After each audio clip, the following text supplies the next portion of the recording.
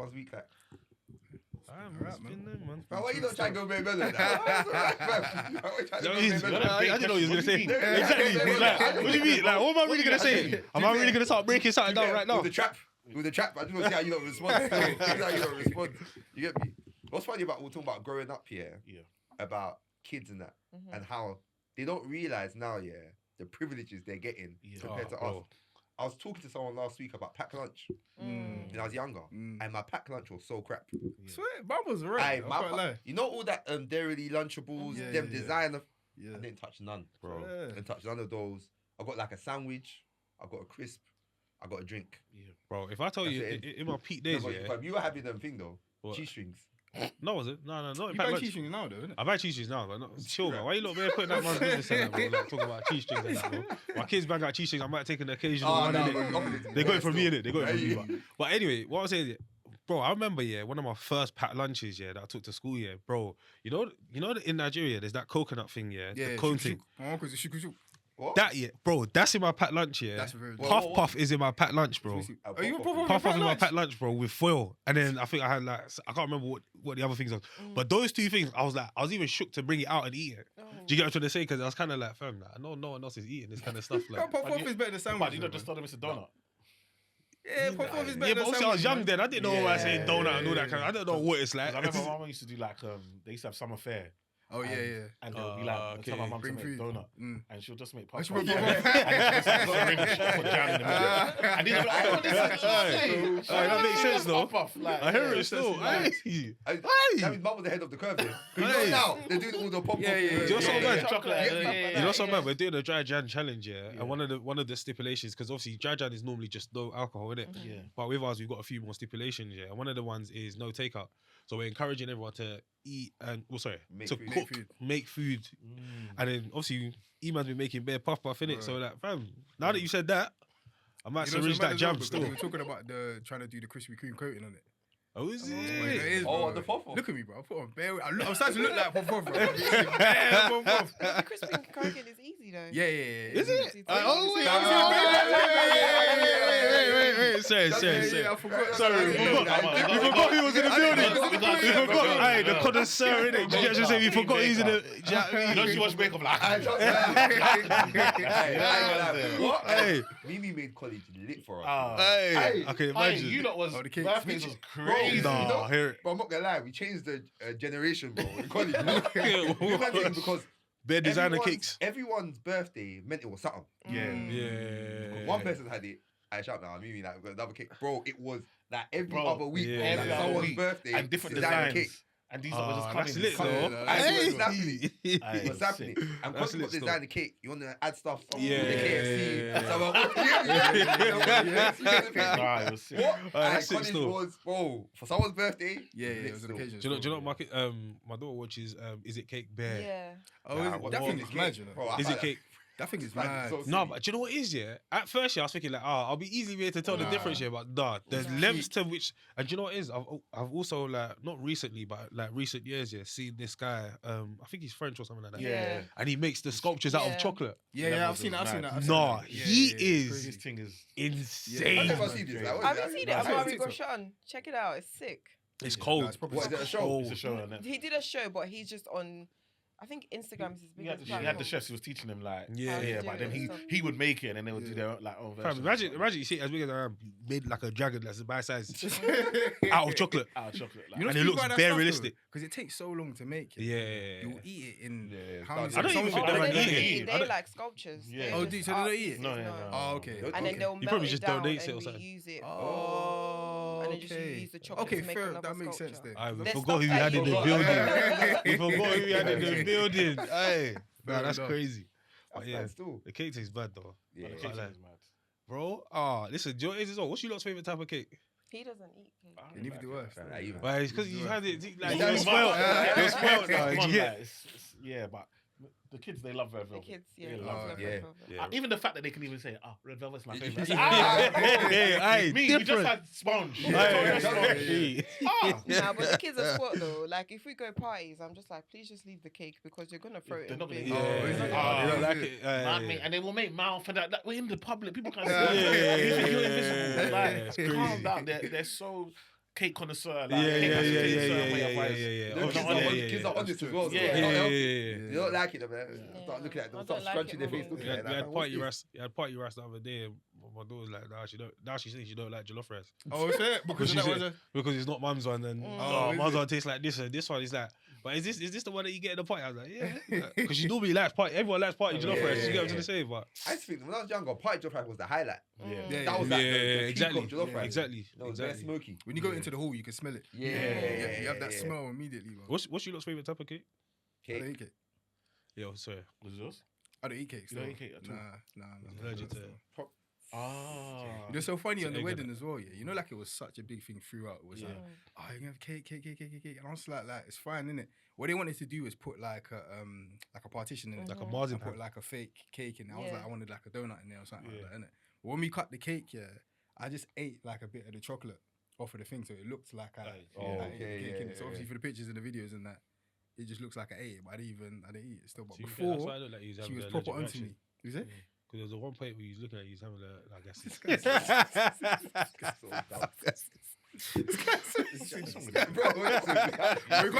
Hey, you're so You funny. think so, I but can't help it. Because if I you actually didn't can't know help him, it. you'd actually, oh, I right, can't- this, bro. but no, just know that nothing happened, bro. There's bare times on the pod here, this guy be like, oh, no, I shouldn't say it still. Be like, bro, just don't. Be like, no, I can't help it. 30 Just seconds come later, on, come you on. can have Bro, Bro. But hey, I got that from you, man. Me and you, we share the same DNA with that one still. Listen. no, that is just, hey, when we were younger. Hey, no, bro. no holds No, barred. no, oh, Hey. bro. The whole And do you know what it is as well, yeah? It was key, though, Honestly, I can't lie. I think we've spoken about it before, yeah? Huh? What'd you say? It was keys though. Hey, No, honestly, you know what's so bad? honestly. You know what's so bad? It's like I actually remember kind of each thing, yeah. Like, that yeah. I was trying to say still. I remember everything still. You know, sometimes I say stuff, I see Iman Kamara look like. Why'd you say that? You know, like, I don't think it's as the teacher. I don't think this is but it's out there now. Yeah. Hey, I hear it Hey, still. that is so funny. And if He's no one a else is chatting to us, sensible one he still. was Mad so sensible. sensible. Yeah. if no one else is talking to us about these things, bro, we're either gonna get it from Yeah. church or we're gonna get it from somewhere else. You know what I'm trying to say? Yeah. So And I that's the remember best way to hear we it. tried to still. replicate that. I remember we spoke to a couple of the young ones. I can't remember what it was about now. Yeah. Something about either sex and tattoos or something. Yeah. Someone's parents came up to Tiwa Yeah. and they were like, yeah, like, look, I don't want this discussed. Oh shoot. That was Is the it? kids.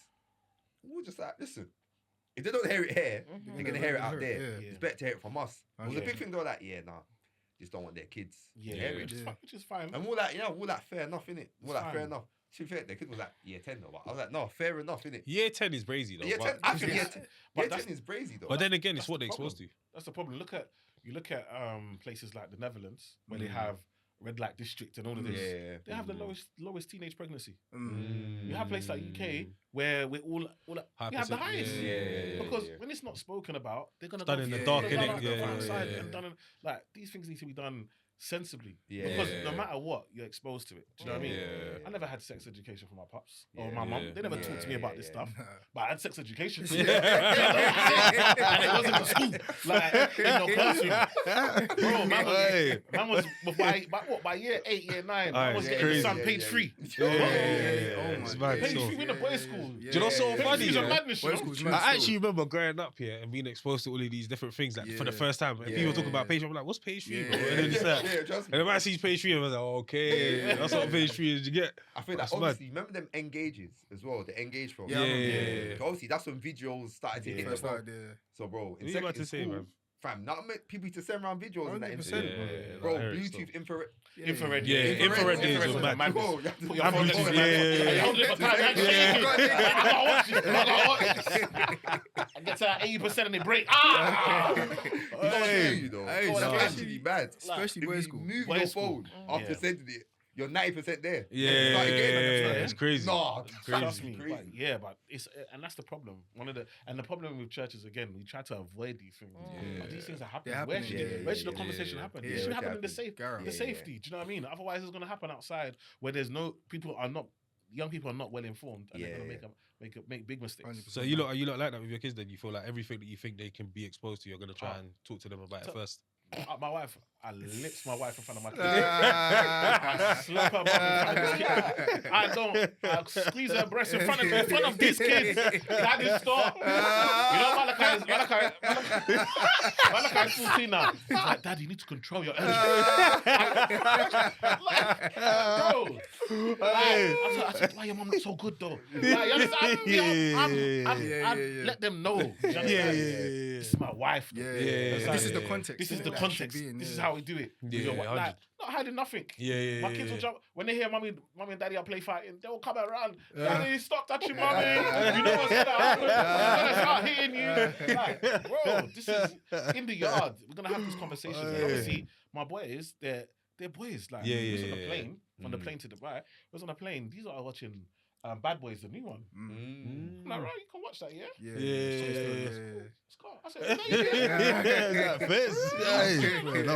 Then these men are watching like proper like Tron and Tron and all these shoot 'em ups and I'm like, you know, Like, they're growing up on these things. Like, they're growing up on these things. This So is it. a lot of the things that so it's just having those conversations. Like even like my son Malachi was in a mixed school. He's now in a boys' school. He's happy like girls around like.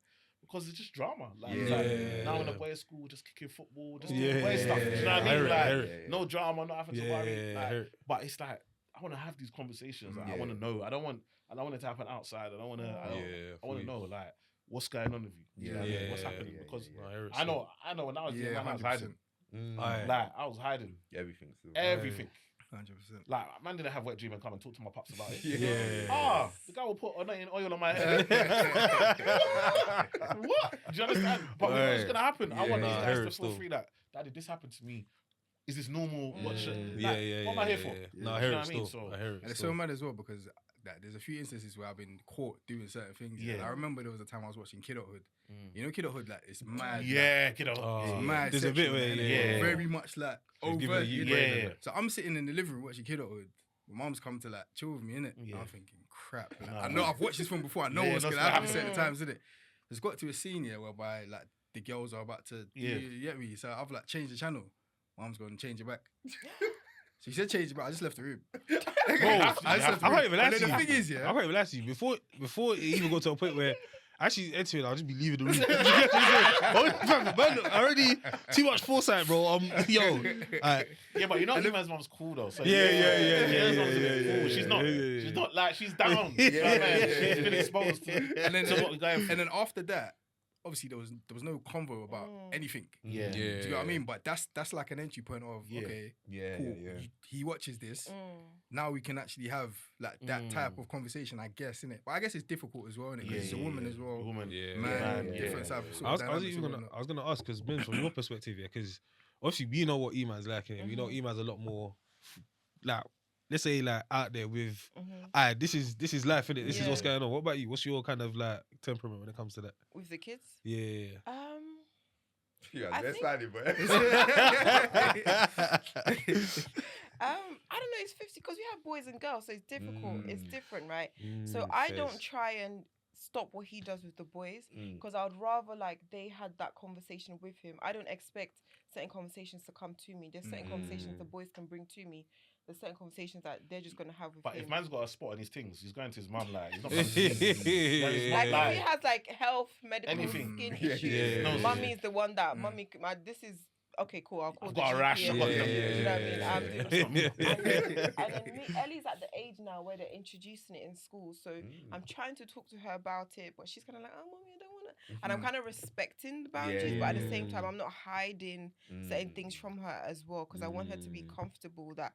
When that time comes, because God help me, it's going to come. I need her to be like, "Mommy, this has happened," and like, what do I do? Because when it happened to me, my mom was like, "Don't get pregnant," and literally that was the only thing she said. And I had to learn, like Iman said, learn outside, which was scarier than if my mom had just sat me down and said, "This is what is going to happen to you," and stuff like that. So with my girls, I'm just very much like, this is it, basically. Trying to be open because they're still young, but at the same time know that as they get older, then the conversations can happen. But what Iman talks about with the boys, But then, how do you get the balance between like, because you know the thing is, yeah, and I think the reason why I feel like certain parents were shook, or our parents were shook to speak to us about these things, yeah, was because when we know, we become desensitized to it kind of sooner or whatever, yeah. So how do you get the balance between, all right, cool, this is life, this is what happens, X, Y, Z, yeah, but at the same time, don't partake, don't engage, don't. I mean, one thing I think is don't do the. I think it's easy to show the biblical side of it, like the Bible says, da da da da. But for me, I think obviously with the journey I walked with that whole situation, my dad was very much like explore the world. Do you know what I mean? But at the same time, because we had both. Like my mom was very strict, my dad was very kind of lax. If you met my dad, you know he's very lax. I think because we had both, it was easy to make decisions when certain situations were put in front of us, and they kind of let us explore. But we also knew that, hey, you have to answer to mummy when you get home type thing. So I think we have that now where Eman's very, very fun. I'm very, very strict. So there's a balance in that to know that this can happen, but at the same time know that there's consequences to this happening. And obviously when Malachi turns 16, we're definitely going to have that. No. It's not going to go down. You will end up in McDonald's.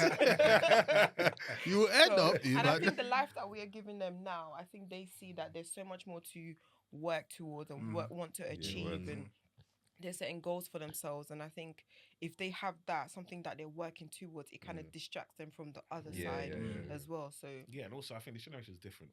Like I see, like my son Ethan, like he's really intelligent. And it's almost praised. Like at school, he's the cool kid because he's smart. In my day, man like Ethan, I would have been throwing paper at his head. Do you understand what I'm saying? But now they win awards and like, do you understand? They get certificates and praise, and so so now people want to be around the smart kid. So it's different. It's a different my time. No, you don't. You put your hand out once, twice. Once you've done the third time, now you want to get beat up. Like, now you want problems. Like, that's the environment that you're in. So I'm glad that now, like, because when you look at Kyson, that ISO Speed or whatever, these men are neeks. Do you understand? But they're multi-millionaires. I hear it. I told myself, go be a neek, my guy. Go be a neek, bro. Don't be cool, bro. I hear it. Like, this is what it's about. Like, you know what I mean? It's true. This is where that generation is at. So 100%. I'm on it. But it's different, innit? But I feel like even like, for example, like Mia, she love wear shorts and t-shirt. Like, it's freezing cold outside. So I know that it's like if that carries on, as she gets older, she's probably gonna naturally just want to wear shorter clothes and stuff. I don't feel like I'm gonna be policing her. Like, be comfortable. If you're comfortable, you're comfortable. I feel like the mum is gonna be because the mum is very. I've got to beg Mims to wear anything like low cut. And if she wears something low cut, she'll now want to put scarf on. I want to see her. I beg my dowry. I want to see. Like, do you understand? So I can see that she's gonna try and influence. But everyone should be able to express themselves naturally. Do you know what I mean? So I just want them to be them. Like, I don't want them to feel like they have to live to a standard of their mum or myself. Like, we're showing them an example of how we're doing it, but I want them to create their own version for themselves. Because the pressure can be a lot. But I think I want them to be kids for as long as they can be kids. Like, one thing I struggle with is when I go shopping for the girls, especially the clothes. They're literally like grown. Oh, sure. They're grown. So I end up buying bigger sizes so that they're long to them and stuff like that. And the girls, they're happy, they're fine, they don't really care. Do you know what I mean? So that's something I'm struggling with at the moment, like shopping for the girls, because everything is just it's gonna get more difficult. Crop tops and stuff like that. I think that would be a thing like that. I got a rule with my daughter. I'm like, I learned it. It was off social media, to be fair, but I'm like, I say to her, hands up high, then down low. If anything shows, change your clothes. Do you get? So basically, because it's kind of like, I learned it from somewhere else, to be honest. I was like, yeah, I'll take it that. I started using it, all that kind of stuff. She started doing it because you know what it is as well, yeah? Like even H&M, which is naturally like, their clothes kind of normally fit big, but then like they've got bare these vest tops that she likes to wear, but then they always like rising up, and I'm just like, bro, like, listen, I don't want to see your belly button. Yeah, it's the same. So it's just. And like they see what their friends are wearing and stuff, and they're like, "Mommy, I'm like, no, As long as I'm buying your clothes, the answer is no. Yeah. And I'll buy them nice Yeah. stuff. Don't get like they have nice clothes, but anything that's cropped up, no. Anything that's too tight, no. If you're wearing if you buy shorts are normally for underskirts. They're not necessarily if you're wearing shorts, you're at home type thing, or it's then like there's different things. So and the girls are cool with it. So They don't know any better, innit? Yeah, exactly. But I feel like with the problem now is that their influences, like when we grew up, we had celebrities. Now they got influencers. It's different. Like so, you've got these influencers can be bought. Yeah. Do you understand? So it can easily penetrate, and all of a sudden, all the people that they like to watch are wearing certain things. Yeah. So now they want to replicate. So we have, and again, one of the big things I was telling Mims is that again we've got to get more black influencers because they're there. Yeah. But if you just go on YouTube, you're not gonna find them. You have to so we have to purposely go and search, find them, and be like, I want you to watch these pages. Because again, culture is really important, right? 100%. And so what's happening is that we're learning American white culture. Our kids are learning American and white culture, but then also my kids especially, they're learning Japanese culture. Do you know what I mean? Because they watch loads of. They love it. They can't wait to go. And all of them are on anime. My boys don't like clothes that have anything on it, but let it have anime. Like when we go Primark, they want anything anime. They love all of that. Do you know what I mean? So they watch that. The girls, they like to watch. They watch the influence and watch. Like when I tell you they can't wait to go to Japan. That's their big holiday to go to Japan. So we're like in a few years we're gonna do that. But it's one of those things where there's so much influences out there. I always tell Mims we got to try and be the most positive influence to our children. 100%. So that's why we got to have these conversations. That's why we got to show them black love and show them our culture. Like sometimes parents are but they got to be in that environment. They do. Because they got like sometimes when my mum's onto them, I'm like, I don't like it, but I'm like, it's needed. You need You need to understand that. You need to feel it. This is where we Do you come know from. what it is? And it's that's the thing as well. We can't lose certain flavors because it's like this. I feel like we're obviously like the middle, and it's like, and that's what I was asking. How do you find a balance between this thing can't run because I feel like sometimes if we're doing this whole like it's not gentle parenting. That's not what we're talking about here, but. If we don't keep that flavor, basically, we lose something. Man. Do you know what I mean? Because there was certain points in time here you get somewhere, and like even as naughty as you've been, you know that this is my limit because I got to answer to someone. Do you get what I'm trying to say? Like, and it's like, like I said, there is a balance. I'm not a gentle parent at all. We don't smack the kids, but there's no gentle parenting. But she gotta be a bit more gentle, bruv. You can't shout. You know one thing, you can't shout all the time. I know as a bad child that I grew up shouting all the time. It's not gonna work because one day you're gonna shout. I'm used to it now. It doesn't hit me. So I'm always like, don't just shout. Do you know what I mean? Like, make sure that you can't just go from 0 to shout. Like, there must be conversation first. Once, twice, and then, do you know what I mean? And even if you can, just phone me if I'm about. So just let me just talk to them. Don't just give them the talk. Like, guys, your mum's called me. You know what's happened? you know that kind of funny as well, though. Bro, we were younger, bro. Good cut, bad cut. Fam, Hey, cut. What? I had to stop for that one. But when we were young, fam, Iman will actually use us. I'll say something cheeky, but Iman will twist my arms in the back. Bro, you have that. Hey, shut up, sit down there. So when you're saying that you're the gentle parent now, He's the gentle parent. it's so interesting because I'm like, well, how does that work? Because for us, man, martial law, innit? It's the same. same thing as our grandparents, bro. Like our parents, now, some of the stuff that I see going on with like, I was like, fam, don't even imagine. No, you know what it is I feel like for me, especially, I feared my dad. And that was not because of my dad, that's because of my mum. My mum always should be, wait till your dad gets home. So I remember there were times that my dad could just cough. I will jump. You're that much respect, like you got that much fear, like you don't want do you know what I mean? So it's one of those things that I don't want that. Do you know what I mean? Because I feel like there were certain situations where I should have gone to him, but out of the fear, which they say is respect, but it's actually fear. I'm actually afraid of you. Like if you come in the room, I'm out of the room because I don't want your trouble. That should have how it like. See, with my kids is opposite. They will be not in the living room. Let me sit down, put the TV on. They will all come and sit right on me, daddy. Like, do you know what I mean? Like, there's no personal space. You know what I mean? So, I feel you. and that's how I want it to be. So for me, yeah. is that I had to realize I have to reduce it. But with my boys, no, they get it, man. My boys, I made them jog on the spot. I made them do press ups. Hey, Let them be a I'm fool. down for that. Yeah, Let them be a fool. I mean, Yeah. keep going. Yeah. See when they shake it, keep going. Yeah. No. I don't need to beat them, but they know. I hear it still. How does it work though in terms of if one parent is strict and one parent, so if they say do something and you get onto them, do they go to you? No, Or like, how does not that? really. No. If they do something and they get punished, I'll call Eman and say, look, this happened. I punished them. I punished them. I'm just letting you know.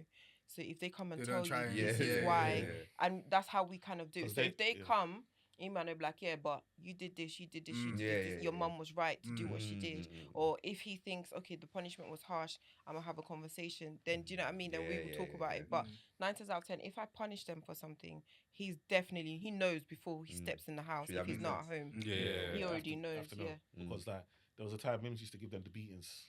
So I had to put a rule. So I told them, if your mum beats you, tell me. So the Mims had to stop. She's no, you know, it's how you grew up, right? Yeah, so, yeah, so yeah. you're just.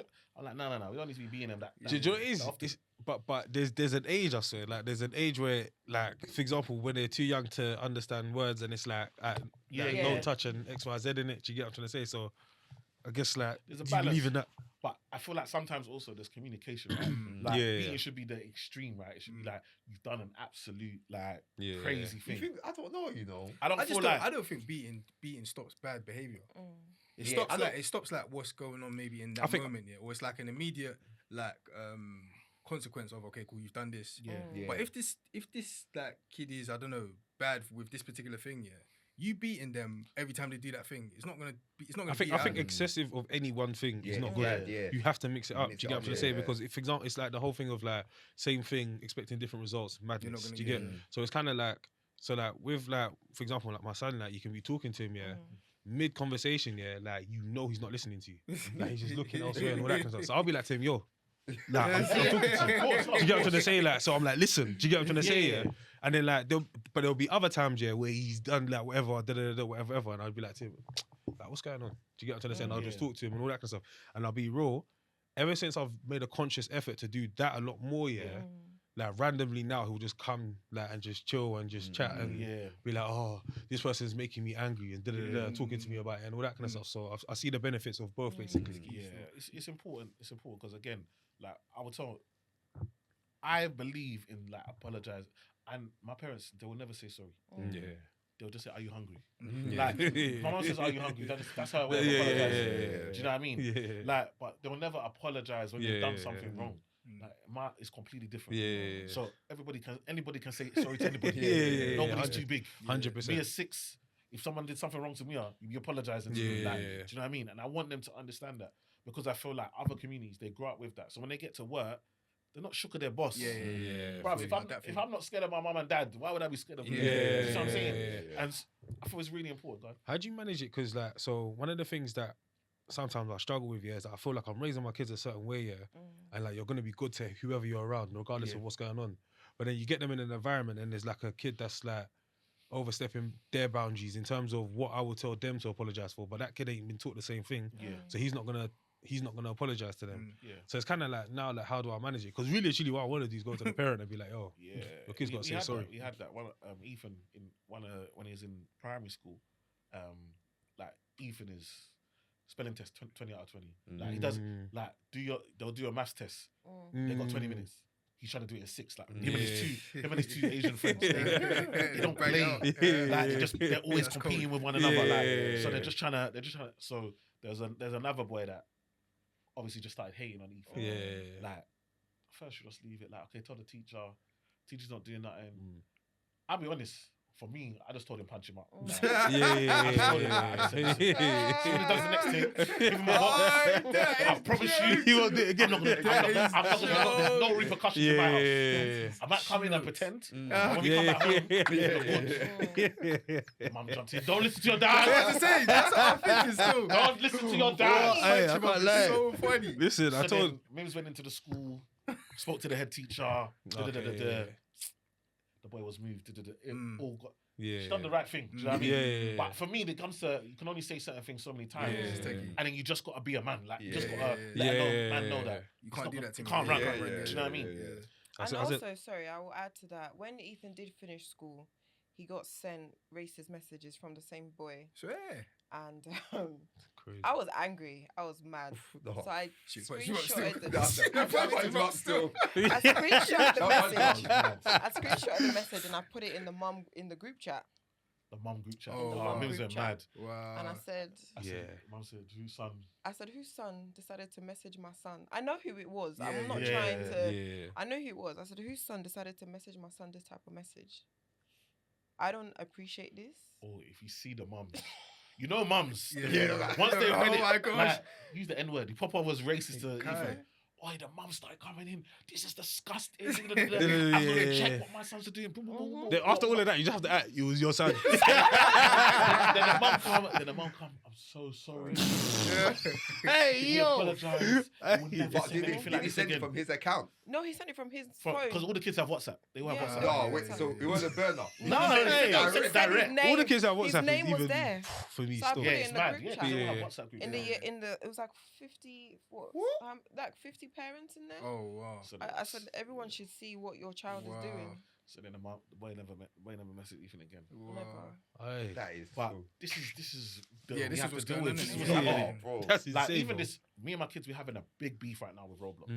Oh yeah. What's wrong? We're having Roblox is Because I hear it myth. bare. What's wrong? Aye. What is big it? problem. In my crib It's is a big myth. problem. Yeah. These kids are addicted. What is it? Like It's it's just a basically game. it's like a You know, like Habbo Hotel and all that from back in the day. Yeah, that. All that kind So of you stuff. have your own like avatar and stuff like that. And you like yeah. But then there's obviously developers making different worlds. Okay. But there are adults that pretend to be kids Yeah, to come on Yeah. and then start chatting with the kids. And Mm. then obviously there are certain worlds where like there's a world where there's a toilet, for example, and they're going there, they're doing nonsense. Yeah. In the like so your kids can be exposed to another thing. Yeah. I was watching a video and the dad was saying that the kid was on Roblox. Pop-up came up, said, fill this form and you get 20 pounds.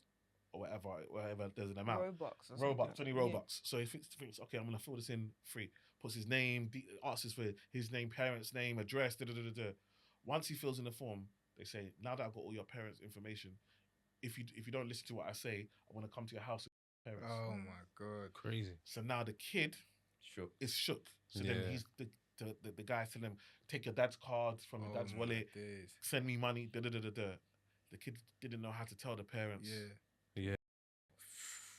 Crazy. off a game. Crazy. Off a game. And And do the you know what problem it is is as with well? bully, you have school bully. Yeah. School finishes, the bullying comes Online. Yeah. That's what I was gonna ask before because you mentioned something about keeping the kids children, letting them be kids. But in this day and age, like it's different from the way like when we were children. Yeah. Obviously we had our things, but the level to which like in terms of like exposure and stuff like that is completely different, isn't it? So how do you find like the balance when it comes to keeping them like It's difficult. I'm not gonna lie because there's the internet, there's YouTube. You can they watch YouTube shorts and see stuff like that. So it's difficult, but we're very on what they watch. The moment we see something or we're listening, and it's not like we're literally actively looking. It's like they could be just put on YouTube and you just hear one word or phrase. Yeah, It's we don't like, let turn them, it off. we don't let them have headphones so we can okay. hear, Yeah. I hear hear that. what every plays out loud. So I have my phone out loud. Everyone has their phone out loud. Yeah. Like we just tune into what you're watching. You know what I mean? Yeah. So you can listen. Yeah. Everyone can listen to what's being said. But I think what's important also is timing. So we only allow them have a certain amount of time Yeah. a day. Yeah. And also normally we want them to do their work before they get Yeah, access to it. yeah. So, but the thing is mad is that with our boys, they didn't grow up necessarily on phones and stuff like that. Yeah. So they're used to reading, did it. Mhm. So do their homework. We don't even have to. They get their work done. We get their report card. They report. They do well at school. Everything. Yeah. They get everything done. With the girls, they're in this game. They grew up on phones and tablets and from early. So with them, it's a real struggle. When their time runs out, they're like, "What do I do?" I'm like, we never even had nothing. Yeah. Even television. There's only one television in the living room. Yeah. I can't even lie. That's That's catalogue. I just dream about food. But that's another thing I thought. Like, so I'm really trying to enforce as well in terms of like, just boredom. Like, Dad, like, what should I do? Go and draw something. Go and write a story. Go and make a book. I literally bought them something to make, like, to write their own stories and learn how to draw different things and all that. I was gonna say just before we move on, see the Roblox thing as well. One of the things I've seen from that as well, is like, one of the scandals that was in the news was like, it basically told someone on Roblox told a kid to basically like their parent or something like that, or something mad like that, and the kid actually carried it out and all that kind of stuff. And there's bare other sinister stuff that happens there as well. Like, they'll meet and it'll be like they'll literally act out like kind of rituals and all that kind of stuff. Basically, anything under the sun can happen on Roblox. If you get what I'm saying. There's this other thing where it was like, so Roblox changed their parental guidance and all that kind of stuff.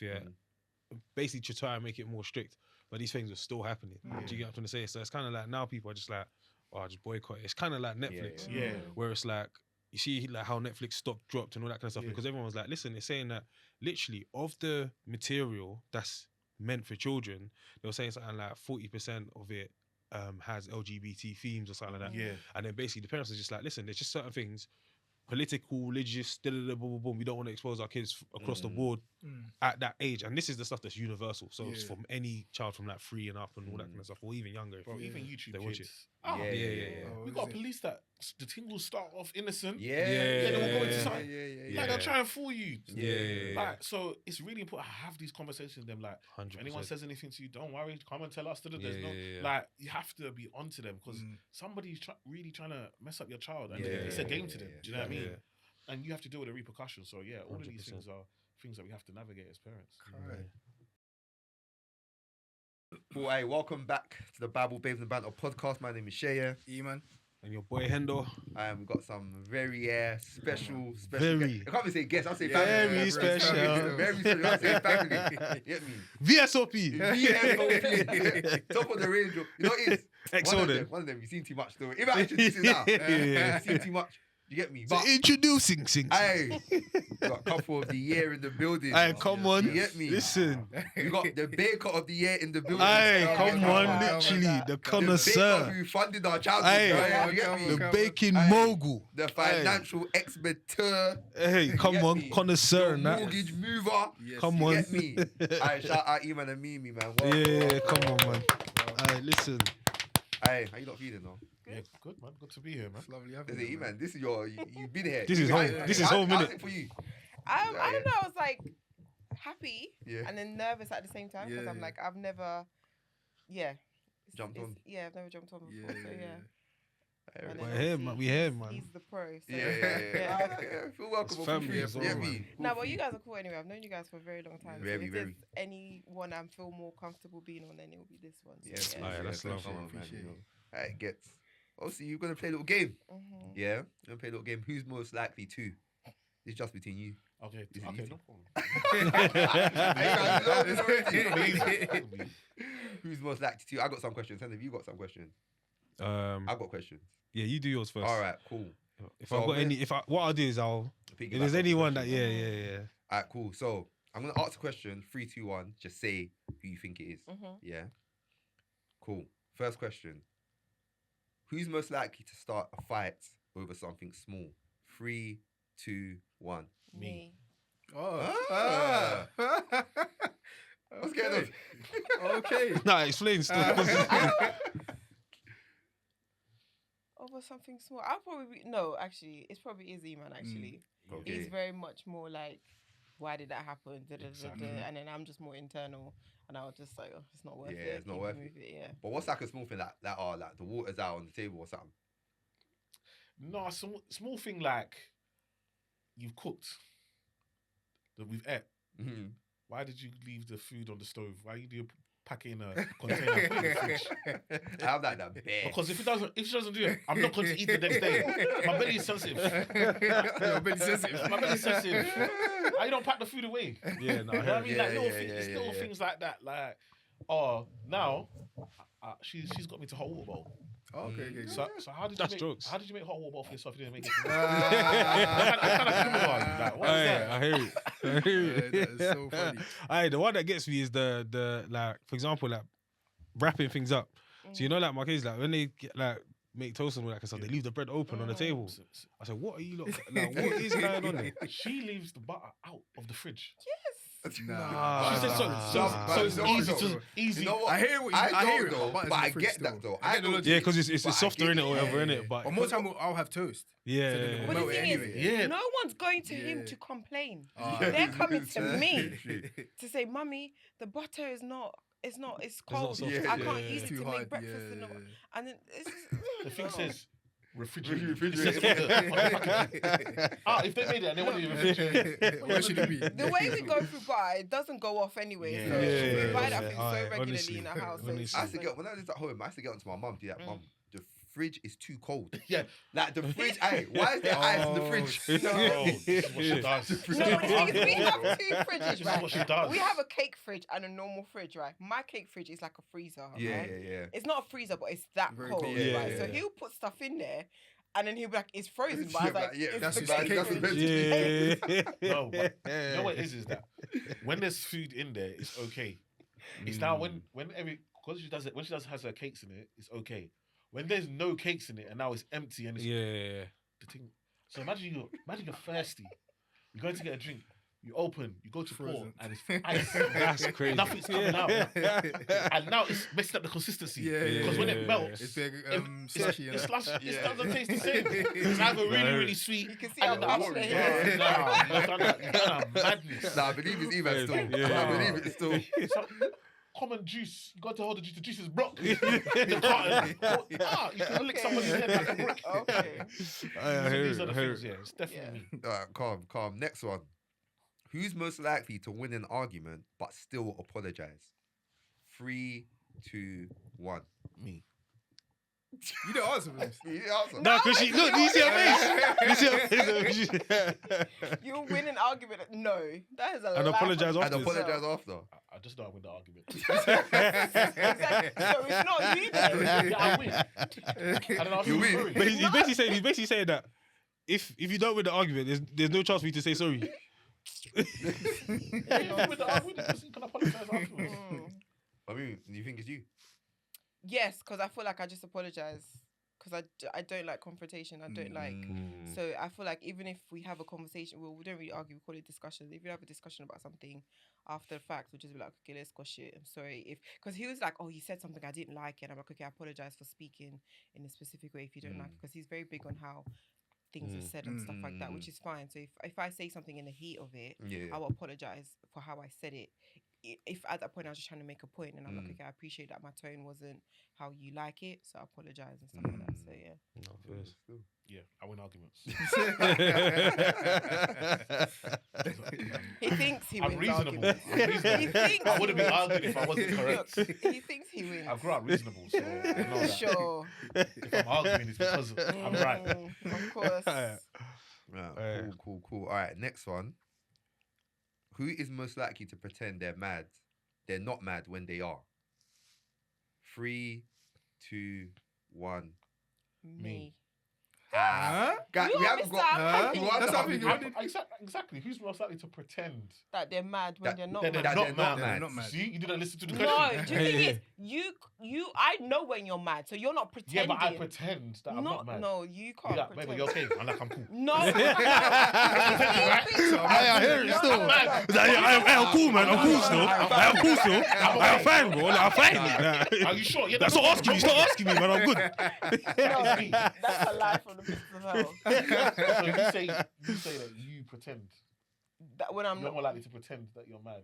That you're not mad. Yes. When you're mad. Yes. Okay. Because she don't like confrontation. And basically, what she's saying is that she does it that good that you don't I even know don't that she's You mad. don't know that you're mad. Maybe. Aye. Fair enough. All right, cool. Fair Next enough. one. Who is most likely to initiate intimacy more? 3, 2. Damn, Wait, today's Aye. Are you lot- Is it- Next question. Can you repeat, please? I'll tap her now. Are you okay? Are you okay? Doesn't make sense. Guys. I'm the type, even when we finish, I'm like, babe, you shall leave me, you animal. What do you mean? Oh my That doesn't days. make sense. That's Oh that's my what we were days. joking. We were saying about you, man. Hey, this is. It's only she's called me down. Oh, God. Days. Hey, that's so funny, fam. I have to scrap all those kind of questions. Like, you guys cleared all of those kind of questions already. Oh my days. All right, cool. Next one, yeah. Who is most likely? Nah, you know the answer. Nah, go on. Just say it anyway, because you started. Nah, trust me, it's too crap.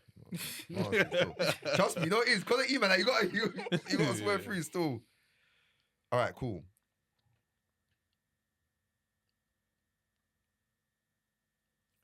Okay, so when you were dating, yeah, who was most likely to bring up relationships and marriage? 3, 2, 1. Mimi.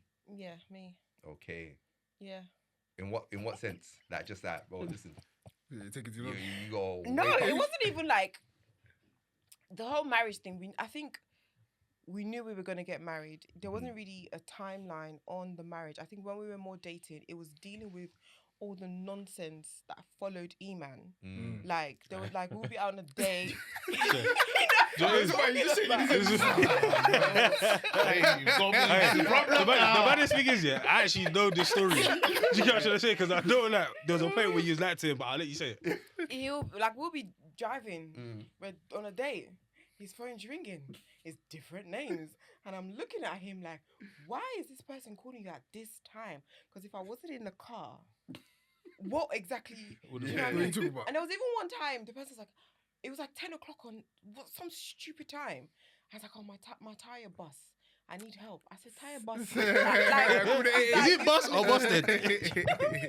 So I think when we were dating, it was very much like he brought a lot of externals in, and they had to go one by one. They were eradicated. You say, Mimi, you got a strict regime. 100%. Aye. I remember. We got married quick, remember? I remember there was a time he was talking to the man and he was like basically like, Mims was like to you, like, bro, listen, hey, all of this, like, Kind basically, of, like, yeah, listen, Yeah. before you even chat to me again, Yeah. make sure Oh, all of yeah, that, I remember, yeah. make sure all of that All of this, yeah, is locked So off. that's what you did. Yeah, I remember. That very, in that car, she looked for that phone. She said, "This is 11 o'clock at night, and somebody's calling you." She said, "I don't mind if you want to be with them, you can be with them. But if you want to be with me, this has to stop." I hear it still. She don't play. Yeah. Like, when she don't play. Like people like when I said that I was engaged and I'm getting married, the shock. People couldn't believe, like, not you.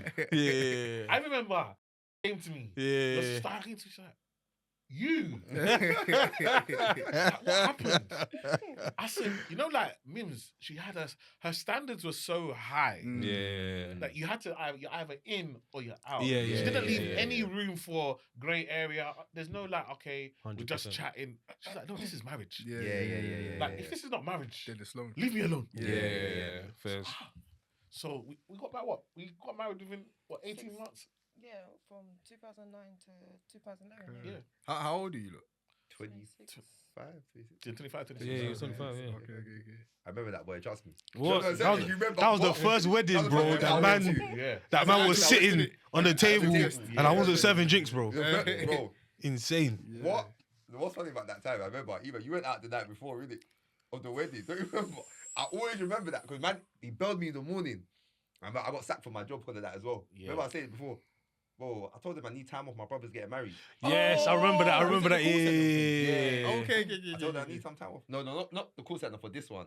So I need some time off. My brother's getting married and that. She was like, we'll talk about it. I was like, Talk about what? fam. So I didn't turn up to work on that day, innit? Monday, she called me when I was in college. Because she called me and she was like, where were you on Saturday? I was like, fam, I was at my brother's wedding. I told you. She said, but I didn't give you permission. I was like, bro, but I told you. She was like, no. You never do that again. I said, I don't talk to you like that. I don't talk to you like that. She's like, don't talk to you like what? Don't talk like that. Don't come back. I said, I quit. Yeah. I quit. These are economics. I'm coming out of class. I'm going back in. Yeah. I'm so angry. Yeah, I'll Yo, be best fuming stuff to pay still. for, boy. Fam, that's the first time I bought suit as well, bro. Like, Oh, I was yeah. down, bro. I think Yeah, on that top, one man. was sick. Nah, it's I'll cold. never forget Yeah. that. What? Because no them times like pastors had to sit in Yeah, front. yeah, I'm like, yeah. no, my people want to sit Yeah, in the front, yeah, like the yeah, very yeah. front. It's It's so funny, yeah, because I went to a wedding like not too long ago, yeah, and I remember like they've kind of done a similar thing where obviously their family and their relationship with their family is crazy, so they want their main aunties and uncles on the main tables and all that kind of stuff, but then because of that they had like the pastors on like a table that was far away from the front. And I can't even like obviously because of even though like your one was like cool, but they weren't far from the front. No, they weren't. Do you get what I'm trying to say? So that made me feel like raw, like yo, like I didn't know where to look. Do you get what I'm trying to say? Like, do you get what I'm trying to say? Like I was like raw, like this ain't what man's used to, innit? Do you get what I'm trying to say? But it's like things are changing, bro. Like and people are just like, bro, it's mad to me still. I can't lie. But, yeah. How did you propose actually? Because obviously, you know, like now proposals are a big thing. Big Innit? now. Like I see people doing proposals for boyfriend girlfriend now. Like it's proper like a big thing in it. Yeah. But like that's a generational thing. I reckon innit. Yeah, definitely. So how was it when you did it? What did you do? I went to the Lanesborough, so it's on Langham. the Langham. On, Hey, the Hyde Park. Langham. So, Aye, but I obviously, know about the Maggie's Langham. what's that voucher thing? Open table. Oh, okay. It was something different back then. I forgot what it was called yeah, before, yeah. but yeah, open. So I got a voucher there. 8 courses, yeah, 6, something 8 like that. courses. Jeez. Tasting But menu. he's up Tasting tasting. menu. Yeah. When it's more Hey, than don't get- yeah, more than free. You know, it's peak. Till this day, I remember the Langham Hotel had the best orange juice man's ever tasted. Went there for breakfast one time. I couldn't believe what I was drinking, bro. I said, "Bring more, please." So yeah, but then they kept bringing like surprise ones. So we had, so by the time that we brought you full like because at first the portion was so small. I said, Small place. we're gonna leave Yeah, hungry. yeah, yeah, We're going yeah. back these on the way back. No. They kept bringing these bouche and bouche. Yeah.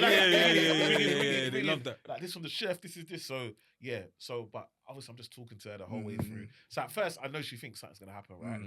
But where I've just talked to her the whole way through, got to the end. So okay, look, nothing's happened. So she's now thought, oh yeah, we're going. Now, you just want to take me to somewhere nice. But obviously, we were sat right next to like a grand piano at the back, and it was late. I knew what I was gonna do, so I was waiting until I booked like the latest I could book it, so that by the time we finished, not that much people could be around. So the place was quiet. So as we're leaving, I've got the ring ready. Yeah.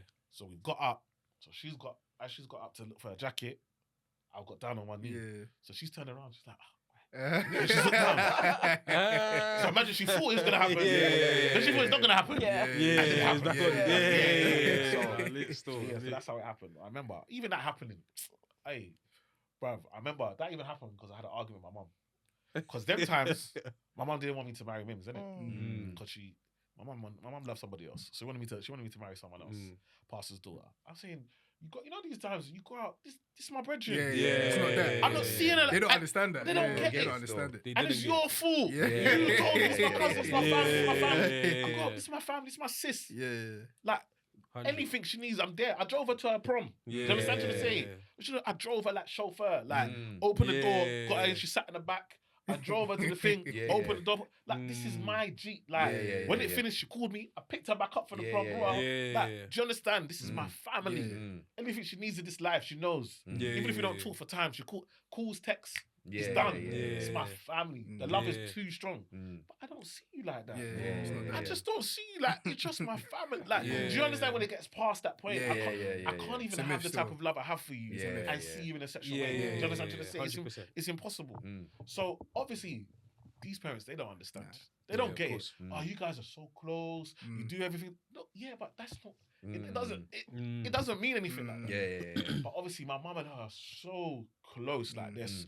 Even to today, like even when my dad passed, within 2 days from abroad, flowers at the house. Do you understand that? Till today, they talk, they're close, they're very... So I get from my mum's point of view, this is who she wants. We're close to the family, whatever. But that's not gonna happen. So she's trying to hold out, trying to see how can we make this. Do you understand? So I remember I had an argument. Me and my mum had an argument, and she was like, you just want to go and marry Miriam. Marry her if you want. No, she said it angrily. She didn't mean it. I said, okay. Say the word. That's your blessing. Took you put it in your pocket. I booked a table. That's it. once you said I hear that, it still. I heard that you're engaged. You said it. You know that? Sometimes you just got, and this is why I always tell people like financial freedom is really important in this life. 100%. Like because I didn't need them for anything. Yeah. I made enough money. I paid my wedding myself. I paid everything myself. I didn't need them for anything. Yeah. Bro, me and S opened a bank account every month. I had to save a certain amount. If I tell you how I was hitting target, hitting target, getting bonuses, the money I just sent it to S, just hold it. Yeah. We're going to books. Like it was just a military to get it done. So if I now needed them to contribute to this, that That's when it's techie. now they're gonna be holding this, holding that. That they gotta say. So I tell you, like, I always tell like, I get you. You want. If you serious about marriage, you gotta get it's a financial thing. Like you gotta understand. Even being married, it's a financial decision. Yeah. Like no matter any money I make, 50% is hers. Yeah. Whether she's there or not. Do you understand what I'm trying to say? Any debt I have, 50% is hers. So we're in it together. Do you understand? It's a financial thing. So having that financial stability from early, like just being able to make money meant that, listen, are you coming or you're not coming? If you're not coming, it's okay. It's going to happen. Even if you're not, it's even better for me. just on that though, bro. So would you encourage getting married broke for both of you? Is that something that you lot would like encourage or be like, nah, don't? Or listen, it is what it is. That's what I'm shifting. You said that The was cost still. of weddings now, It doesn't have to cost though. it doesn't have to cost, but the cost of weddings now, quote unquote, I think, If you're broke, just go registry, right? yeah. Yeah, if you broke, you can't. I don't necessarily feel like you should put yourself in debt to get married. There's always 10-year anniversary. There's always things you can do to have that grand celebration at a later stage. But if you love each other and you want to build, just do it. Like, just don't do do it. it. But I definitely feel like if you can avoid getting like being married broke, I think it will help. Because when we think about divorce, the second biggest reason for divorce is finances. Second biggest, and that's in the Western world. America, UK, Europe, Australia, anywhere, the Western world. And it's a Western thing. Do you know what I mean? Money is so important. Do you know what I mean? Because again, we don't have like maybe in Africa and so forth. There's roles and there's certain expectations where that's been removed. Like money plays a bigger part because now people are talking different. If you're earning certain, you can't tell me do this, do that. Do you know what I mean? And now both people are working. Again, this is a Western thing because if you really think about family, someone needs to be at home. You can't have kids and everybody's at work. Do you know what I mean? And so it's really important to understand that. But I guess where we are at now, everybody's at work. So everybody's at work and everybody needs to be at home. It's a problem. So then now that means nursery, which should be free. If you really think about a proper society, nursery should be free or heavily subsidized. Do you know what especially in a society where you get taxed. Where you get taxed and you have to work. You have to work. So if you have to work and two incomes, remember we are now in a time right now where there are more food banks than McDonald's. More food banks than McDonald's restaurants. Deep it. Think about how many there's more food banks. So there are more people. Normal people that are going to food bank than ever before. People with two income households are going to food bank because they just can't afford it. That's where we're at today. That's crazy. And it's only going to rise because of Brexit. We haven't really felt Brexit yet because of the war and everything that's happening. We haven't really felt that yet. When prosperity starts, and we start to realize how small we are as an island, you're really gonna feel it. And obviously now, what we're even more feeling now is that millionaires are now leaving. The reason I talk about all of this is to say this is the society that we're in. You don't want to go. You're already at. It's like starting a 100-meter race, and you're starting from the 200-meter line. You're already in minus. Do you understand what I'm saying? Then to start broke or to start in debt. You're setting yourself up for failure. 400 meters. Like, do you understand? It's 400 meters now. For a 100-meter race. So you know you're losing. It's just how bad am I going to lose? Do you understand what I'm saying? All right, word. No, I hear it still. It's really, really important that, for me, I think, to have now, there's broke and I'm studying, for example. And I know that I'm going to, like, I thought, finish your study. Get your first job. Like, for example, a lawyer, get your first, my lawyer clients, their first job is between 25, 30K. Do you understand what I'm trying to say?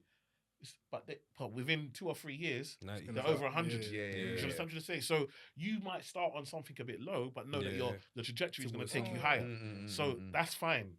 Mm. But if you're in a career path and you know that the career path is the top earnings is like 50K, and you don't want to be an entrepreneur, you're in for problems. Big problems. 50K, I don't care where you are. 50K is nothing. long, Do you understand what I'm saying? And remember, 50K is a big salary. Yeah. But you add kids. You want to go on holiday? Yeah, You want to have a decent car?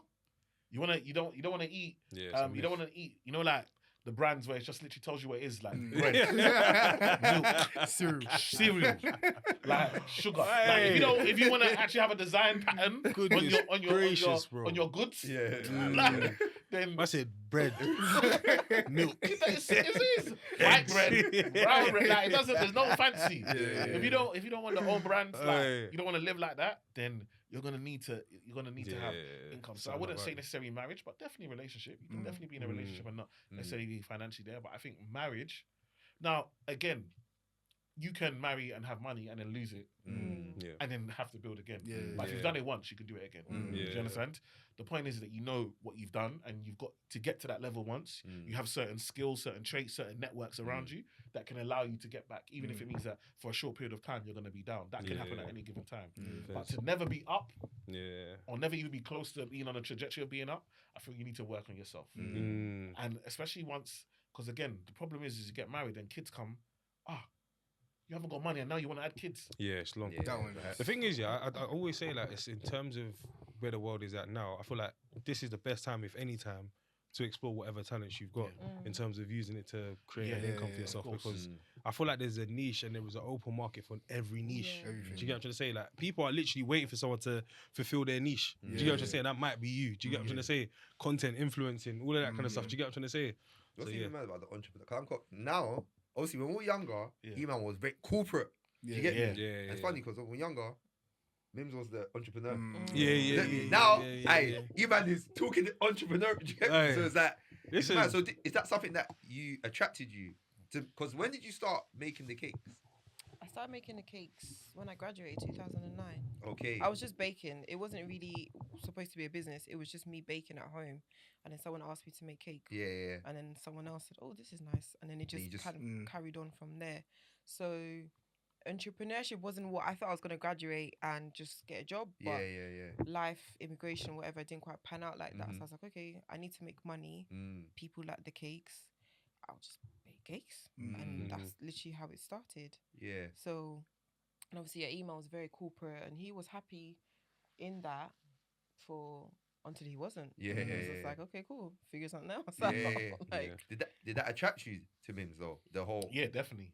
Mims is a hustler. Like, I loved it because I feel like I wanted someone that could be in the trenches because I know where I come from. I know, like, I just meeting too much girl that just want soft life. They just obviously them times you got the company car, you got the business card, you're in Barclays, wealth manager, you're gonna come and rinse me.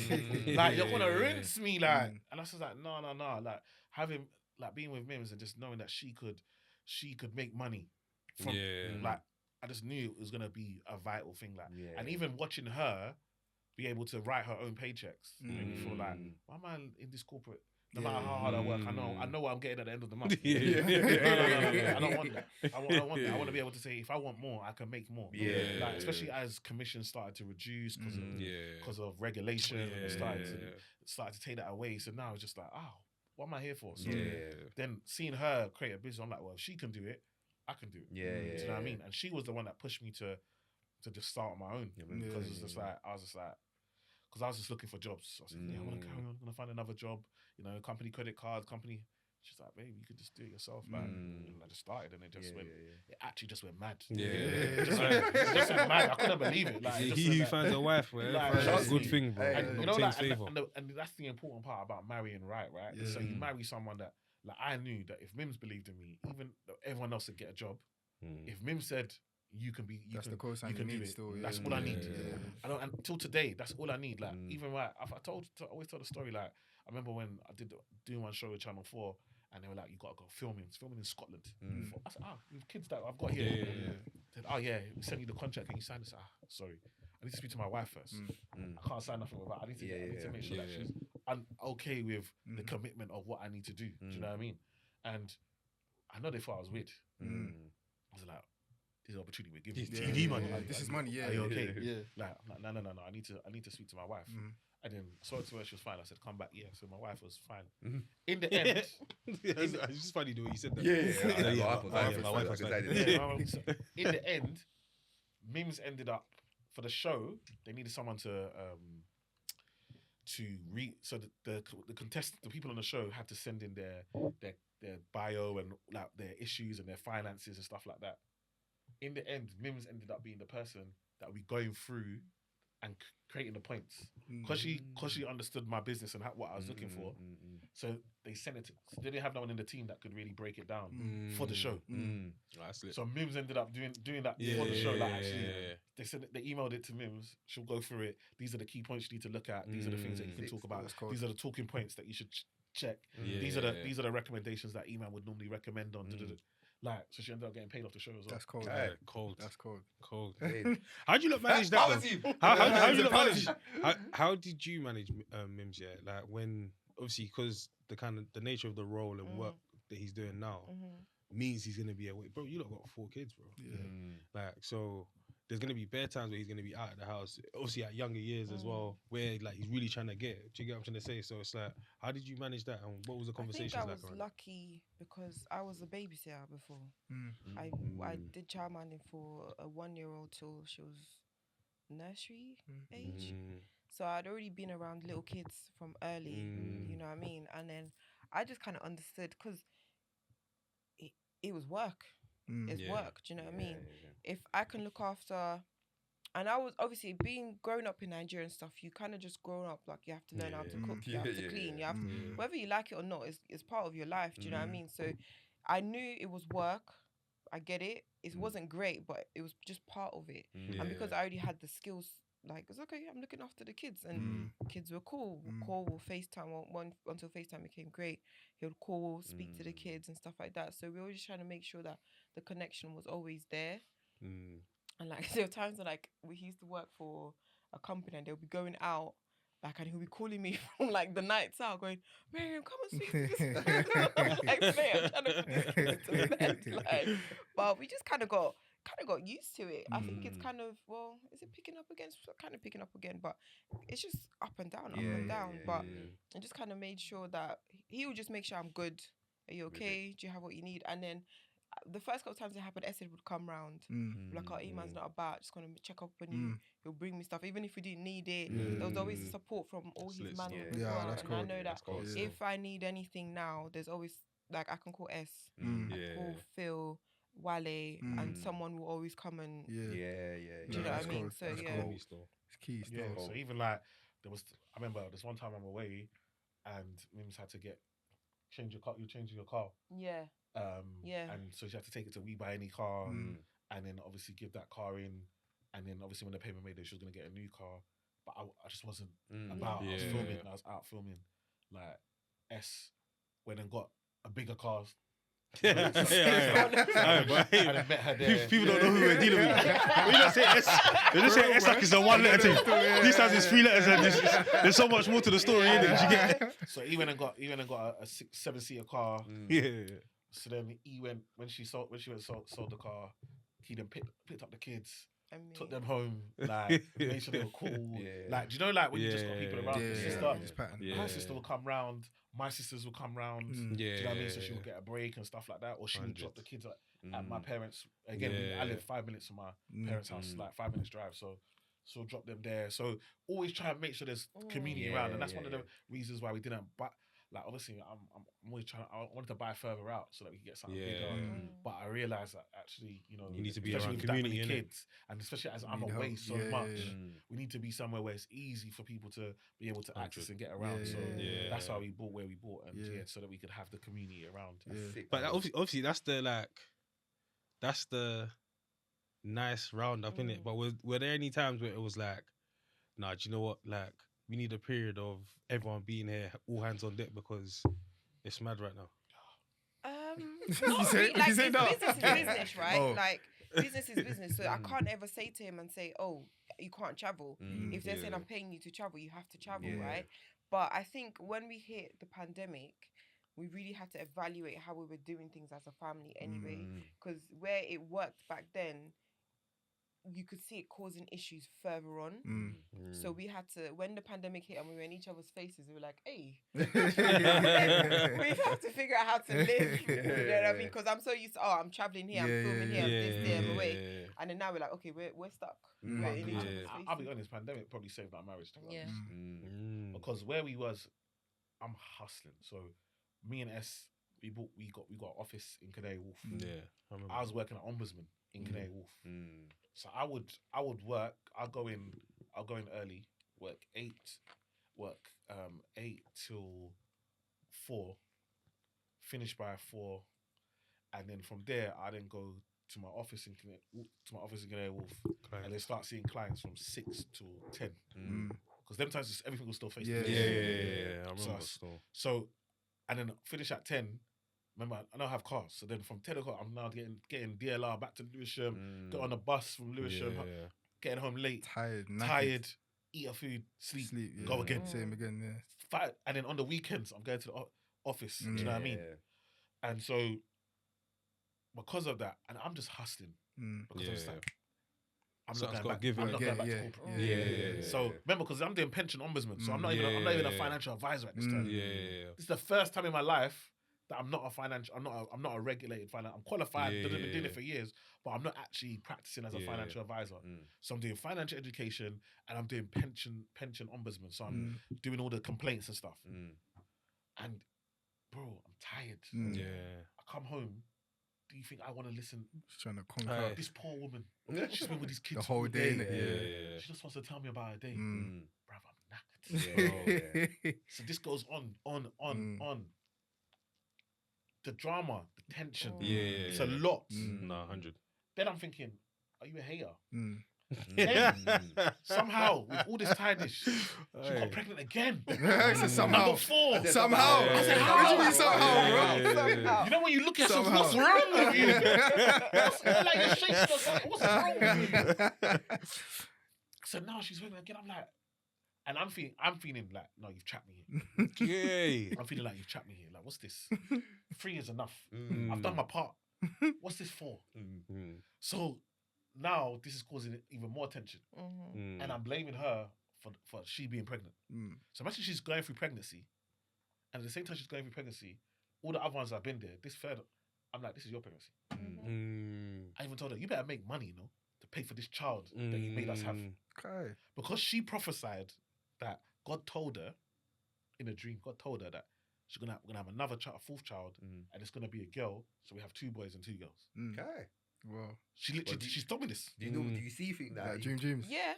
Oh, Okay. Wow. I was just you asked this too. So I've tried to do everything not to make this happen. Do you understand what I'm trying to say? For you. So she's told me. So I remember we're in the act, we're doing our thing, and she said, "Oh yeah, like my time, my clock." I said, "Ah, no." She's like, "No. I've checked." Hey. So I'm like, "You sure?" Obviously, I'm excited. Yes. I'm excited for long. You understand? Oh my gosh. So I'm excited. Like, are you sure? Yeah. But I apologize for him. I do apologize for him, by the way. In my defense, it's funny because at the time it was quote unquote correct, right? But I didn't know that sperm can live in a woman for ages. Like I didn't know. Do you know what I mean? So even when I thought, okay, we're good. Like when we watched the police drama and they explained it, I was like, and he looked at me at that time and he was like, oh shoot, you actually didn't lie to me. Do you know what I mean? This is 9 years later. So obviously the baby came. Yeah. I was pregnant. It was a really, really hard time. We were at odds with each other. Big oh my odds. gosh, No, we were big- at odds. No, We were- this is World War. This This is World War. This And is then- World War. You sometimes in marriage, and again, it's hard because you don't do it on purpose, but like you feel hurt, you feel betrayed, like you feel disappointed, and then you don't feel appreciated. And what people don't understand is that obviously at that time, I'm self-employed. I'm struggling like to try and match. Remember, I worked for big companies. big companies. Bro, we talk about it all the time. Yeah, bro. man, I remember, big dough fam, from early. I'm chilling with my bridges on the like where we lived and all that kind of stuff, yeah, bro. Then E-man pulls up in the blue beam and all that kind of stuff. They're like, yo, who's that? I'll check you out in a bit, man. I'll check you out in a bit, man. You took me Nando's, yeah. Fam, we drive in the car, bro. You know you wind out the window so people can like. yeah, bro. No tints. I want you to see me in it, bro. See me in it, bro. Because next week I'm going back to the Honda, bro. And it's like you've gone up in a certain, like you said, you've gone up in a certain. I work for these big companies, so then now I'm self-employed. I'm just trying to build, trying to grow. I'm paying the majority of these bills. Do you understand what I'm trying to say? I know how I'm struggling. Yeah. I know. I even remember one time we were outside church, and I remember I bought Mims at A-class.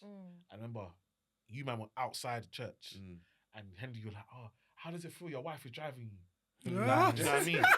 Hey, do you know why? Yeah, I'll be real. Yeah, even like, I'll be real, bro. Nah, do you know what it is? Hey, you see my area where man grew up in that, yeah, bro. Like, for example, like even there's certain elders. I'm not gonna say their names in that, yeah, but like it was a thing where you see them pull up, yeah, and like it's their missus that's driving them. Do you get what I'm trying to say? Yeah. So I remember, bro, as soon as I could do that, wait, what? I know you drive, man, please. But obviously, it's an A-class. Man used to drive in big boy whips. Yeah, you see what I'm yeah, saying? yeah. And it's an older car. Do you know what I mean? And then obviously I had to get rid of my car, Yeah, my C-class. Yeah. So when I bought hers, I had a C-class. Yeah. When you asked me, I didn't have the C-class no more. This was our only car at that particular Feels time. different, didn't it? It feels weak. Different stuff. It's a difference between just trying to be in her car so she can learn to drive and get comfortable to this is the only whip that we have. got, Like, do you bro. understand what I'm trying to say? Yeah. And so I remember feeling, I'm looking at myself like, Rav, I've fallen off. Everyone's going to think I've fallen off because I'm the money guy. I'm making bread before everybody. I've been, I'm the one that gives people bread for no damn reason. They didn't even ask me, but I'm just guessing you, bro. Hope something. That's me. That's how I was. Do you understand? So what am I doing in the passenger seat of an A-class? Do you understand? In front of my youngest. This is It's so mad how we don't my even know head, what's you know? going on. We're just chatting rubbish. I'm just chatting rubbish. I'm like, yo, driving, boom, gassing him up, thinking I'm gassing You him think up. you're gassing me? Bro, in my head, I'm... Huh? So see the Discord, I'm gassing. So then, obviously, these things are I just had to happening. apologize. Bro, shut the hell up, man. Shut the hell up, bro. These things are happening, and then, obviously, then you're now... Then, a few months later, now you're telling me you're pregnant again. More bread, isn't it? More bread? Now, where's the bread coming from? This is what I'm thinking. I'm already on my knees. Yeah, feel you. Pause. Every month is only by the grace of God that we're paying the rent. We're not even owners at that time. It's only by the grace of God we're paying rent. Remember, I'm self-employed. If I don't kill, I don't eat. And now you want to give me more. and you know what I'm going through. And you know I'm paying this. And it's on my head. And as a man, I know my responsibilities. I know what my mum has sat me down and told me what a man is supposed to do. Do you understand? I don't know if it's like I'm so close to my mum. Like, and she always told me, when you get a wife, this is how you're supposed to treat her. This is what you're supposed to do. Like, so in my head, I'm like, I'm not gonna be a man. Like, I'm not gonna live up to what my mum told me. Like, I don't know. My mum had she trained me. Like, she told me, as a man, your wife should never be afraid of you. Don't shout. Like, do you understand? Like, she proper trained me on what I need to be as a husband. Do you know what I mean? What her expectations are. Like, because that's somebody's daughter. Do you know what I mean? So I had this, and I'm thinking, now you're pregnant? Pregnant? And you're telling me God said? That one is hard as well. That one is tough. God said? It's over with. There was you have spoken, twice I have heard. Hey. And like, you're so, and again, as men, sometimes you can get so in your head into what's going on. I'm looking at the bigger picture. I'm not even thinking, this one's pregnant. You know how pregnancy is. And she's older now. Like, the other one, she's younger. So she's got fibroids. You're not thinking that, I'm not even caring, bro. Like, when I look back, I feel so embarrassed. So, like, when people talk to me now and they're like, oh, E-man, you're so... I'm like, this is work. If you know the marriage counselling that we've gone to, if you know the therapy, I've gone to therapy for myself. Do you understand?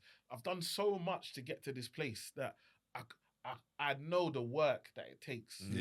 Like, for us to be where we are today, like, it's taken so much work because I'm a people pleaser.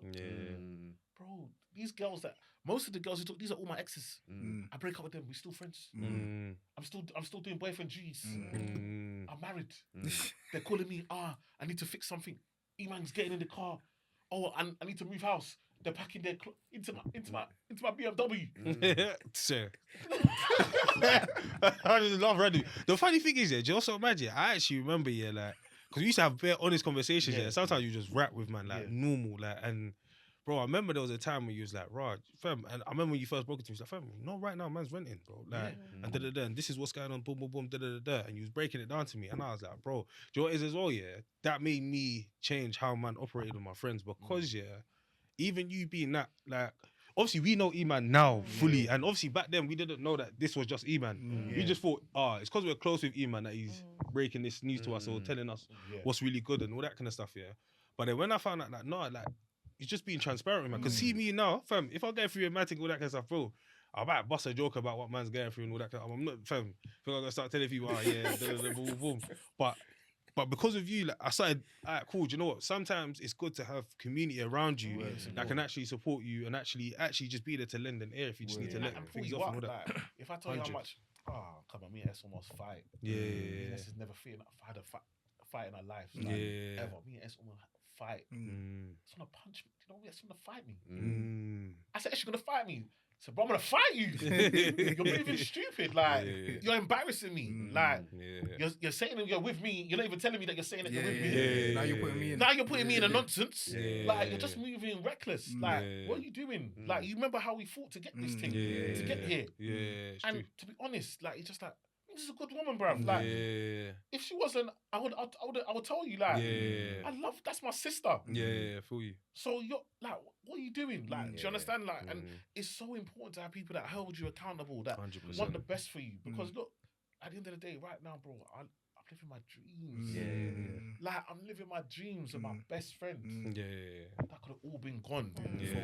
For what? For what, bro? 7 years. That's good. Are we deep in this? 7 years. That's actually 7 years is crazy. crazy. Yeah. But you see, sometimes when you're in a desperate situation, it doesn't have to make sense. Do you understand? You're just looking for validation, and whoever validates you, you're now taking it. And so this is why it's important that we don't forget who we are in Christ. 100%. And I think sometimes, again, as you start to be a bit more successful and things go, there's the temptation to believe that you're doing it yourself. And that's why God has to humble you. You see where I am now. This is why people are like, Eman, you're so normal. Bro, if you know, I told Mims, see when we went through the valley, when God really humbled my life. I said, Mims, God is going to bring us out. But he's doing this now so that when he brings us out, we don't forget this time. And she still remembers. Remember what he said? So that's why you won't see. I could have bought a Rolex.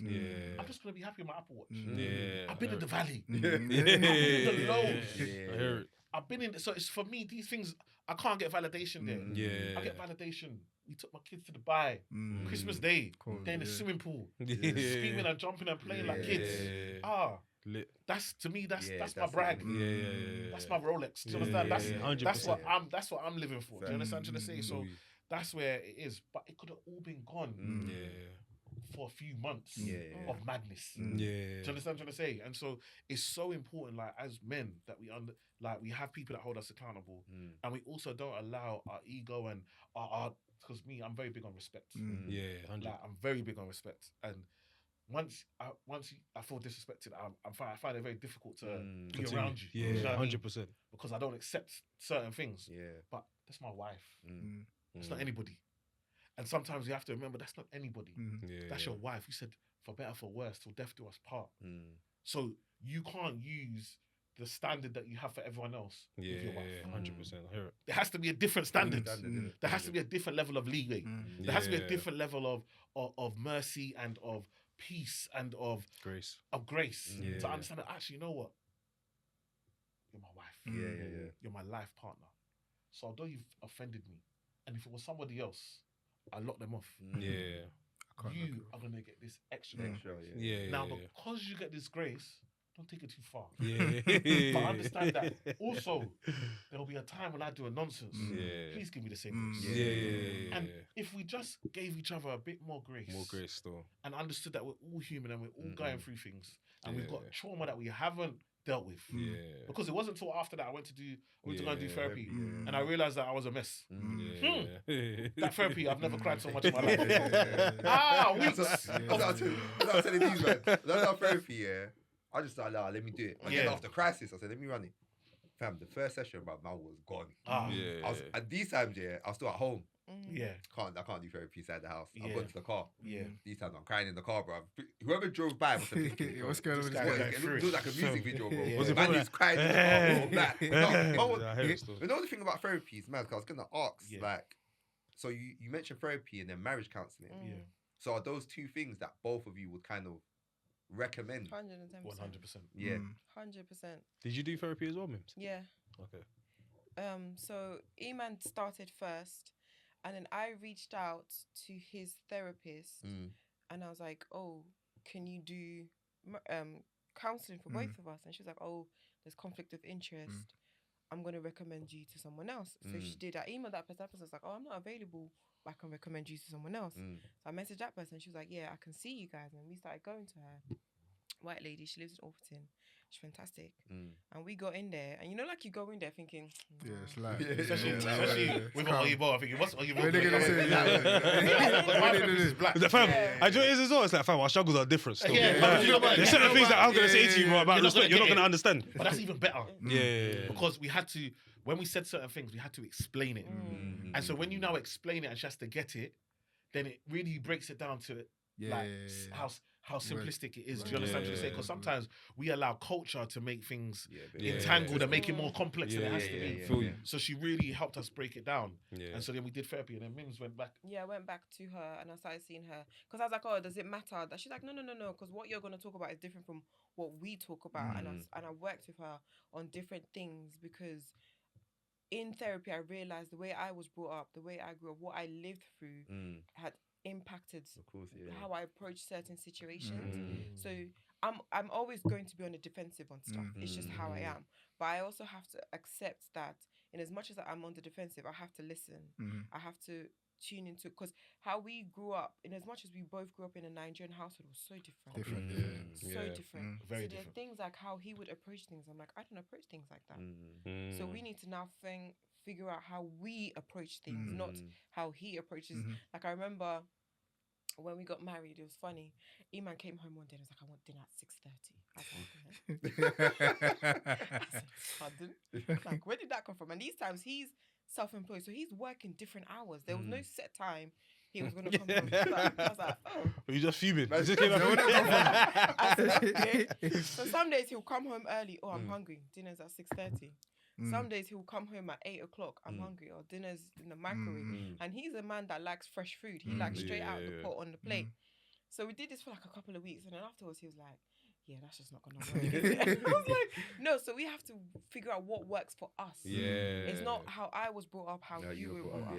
What is gonna work in our house that's gonna make things easier for both of us. And we had to learn that we have to leave certain things at the door and just figure out what's going to work for us as a couple. It's important because remember, I grew up in a household very huggy, kiss, lovey-dovey, like I love you, like We just grew up in a household where obviously, especially because of immigration, they had to be quiet. They can't have too many friends outside. They can't talk about stuff. They had limited income, so they couldn't celebrate Christmas. Like, do you understand? Like so it's very, very, birthdays are very much more. Not that my house birthdays was massive. Even though we didn't have money, there's gonna be cards. There's gonna be we're gonna sing. We're gonna dance. You gotta get dressed. We're gonna try and go somewhere. We're gonna try and make it, even if it's KFC. Your birthday, we go KFC. All the family bucket. That was a big deal. Do you know what I'm trying to say? You get the ice cream. The ice cream with the scoop. Hey, back in the day, what they had the Viennetta thing. This was old school. This was serious. That's because that's what we could afford. But it was we have to celebrate. We have to do something to mark. She comes from a totally different thing. Like totally different. I remember even one of the stories that caused beef between the parents is that me after church we'll go Tesco. You know Tesco next to church. So one time we go Tesco and Mim's older sister V, she's in Tesco. So we get to the till at the same time. So we put our stuff on, she puts her stuff after us. I look at the stuff. Oh, she's buying something light. I said, you know what? Just put that in. Just put that in. Yeah. This must, bro. Bro, it was small. You understand? Yeah. So, gone now. Mims' dad then phones my dad to say, I just want to say thank you to Emmanuel for buying our weekly shopping. Now, remember, my parents' weekly shopping is very different. Because this was it wasn't. Yeah. This is what you buy in the midweek. You know, after you done this is the mid. This is the managing. This is the managing. So now my parents are vexed. Like, oh, so you're now buying weekly shopping for them? So there's something to say, and it's like you understand. You come from different places. Like Mims is always looking for the discount. Do you understand? Because her mindset is always we haven't need got. that, bro. So it was fantastic. But then we got to a certain level where it's like, actually, no, we're allowed to enjoy. It's not a crime. You're allowed to enjoy. But they've never been allowed to enjoy because they've never come. And so therapy really allowed us to really, communicate and understand how we communicate. Because I remember there were certain things, I would say something. When you say therapy, though, we're talking about the marriage counselling. Marriage counselling with a therapist. Okay. So she's a qualified therapist. So the marriage counselling was with a therapist. Okay. Rather than, because we had marriage counselling in church, which was amazing to help us get ready for marriage. And also kind of stop some fires because it was a mad time. But actually being married, like sitting down with her, there was times where I would say something and Mims would be upset. And she'll say, oh, but you see, because he said da-da-da-da. Like, that's not what I heard. I mean, to be like, what do you mean? Listen. Like, do you understand? That voice is needed sometimes, man. Listen, because it happens on both sides, you know. It happens on both sides. Listen, one person communicates one thing, but I was fuming from yesterday. So everything you said is times 10, and you're shouting. This time you're saying it in a normal tone of voice, isn't it? So 100% still. All of those things. So then we had to understand how we communicate, and also understand that, for example, because I'm so used to being hugged and stuff like that, just because Mims doesn't come and see me and give me a kiss first away or whatever, that doesn't mean she doesn't love me. You understand? But also, just because she grew up not doing it, if Iman does like to be hugged when he comes home, just hug him. Just what to say. But these are not things that you're gonna work out without actually sitting down and saying what's actually important. Like, what do you need to know that you are loved and appreciated, and what do you need to make sure that you don't feel like you don't have space and you're being it's over. I just had to work out and find that balance. And obviously you lot spent a lot of time in that counselling as well, right? So in terms of how you guys resolve conflicts now, how do you think that's changed? Like, you don't have to go through every sort of technique or whatever it is that you use now, but like, are there any things that are like, this guy's bugging, bro. Like, lifted his hand for no reason. I thought you were saying something. I knew. When you done that, I knew. I told you, hey, this year I'm gonna be straight talking, bro. If I see something, I can't ignore it, bro. I can't ignore it, bro. I can't ignore it, bro. I can't. Sorry. Alright, say less. Alright, man. Sorry. Apologies, man. Continue praying. Continue praying. Continue reach out your hands to her. I'll be straight talking this year. Oh, whatever. Focus. I'm gonna bring this guy back, bro. Oh gosh. But yeah, sorry. So in terms of like how you guys resolve conflict now, so let's say you get to a place where Iman, you want to do one thing, Mims, you want to do another thing. Yeah, you're at an impasse basically, right? How do you guys resolve those conflicts now? I think we've always been lucky that we can always just talk about everything. Good or bad, we can always talk about it. Like I said, we're not really a shouty house. Even when we're going through the maddest times, there was no shouting. It was just like, okay, let's have a conversation then. Do you know what I mean? Even most people be breaking dishes and slap, you know what I mean? So if we get to a point where we kind of just sort of lay out our case, we kind of lay out our point of views and stuff, and then we just sort of talk around it. And sometimes we might not sort it out there and then. We'll walk away, go do stuff, and then we'll come back at the end of the night and be like, okay, what's your thoughts on this? And then we'll have a discussion, and then we either we resolve it, or we say, okay, we're at an impasse, and we might just table it. And the funny thing is that there's always an opportunity for conversations to come round. That's one thing I found within our marriage is like sometimes it's not worth having a conversation there and then. There's always an opportunity. There's always something that will happen. We might watch something on TV and it would trigger, and you'll be like, oh, now we've seen an example. Okay, let's talk about it. Do you know what I mean? And 9 times out of 10, everything is always sorted out and worked out. I think we've learned to yeah, we just talk about it. We just talk. Yeah, I think it's important to have those conversations. I think when we have an impasse, I really want to understand Mims' side because obviously I get why I feel how I feel. Yeah. So I really wanted to break down. Why do you feel different? Like, what is it? And sometimes I'm like, okay, cool. I can respect that. Like, and you know what? We can make a move forward. If a decision has to be made, typically, we'll eventually come to an agreement. Like, okay, let's do this. If it comes to we both can't agree, but a decision still needs to be made, I will just make the final decision. And one thing I love about Mims is that even if she's not really on it, she'll still go with it. Now, what I've realized in this life is the first time I did that, it flopped. The second time I did that, it flopped. By the third time, I'm like, just go with yourself. Do you understand? So I know I have the final decision. But 9 times out of 10, it serves you best. If we can't come to an agreement, 9 times out of 10, what you're saying is gonna work out. Because remember, I'm a dreamer. I'm a let's risk it all. Mims is more cautious.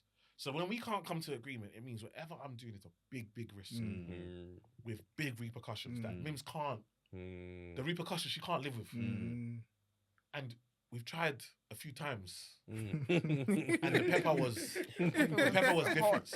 And the good thing about Mims is she'll never say I told you so, but she will look at you like I told you so. But it's okay.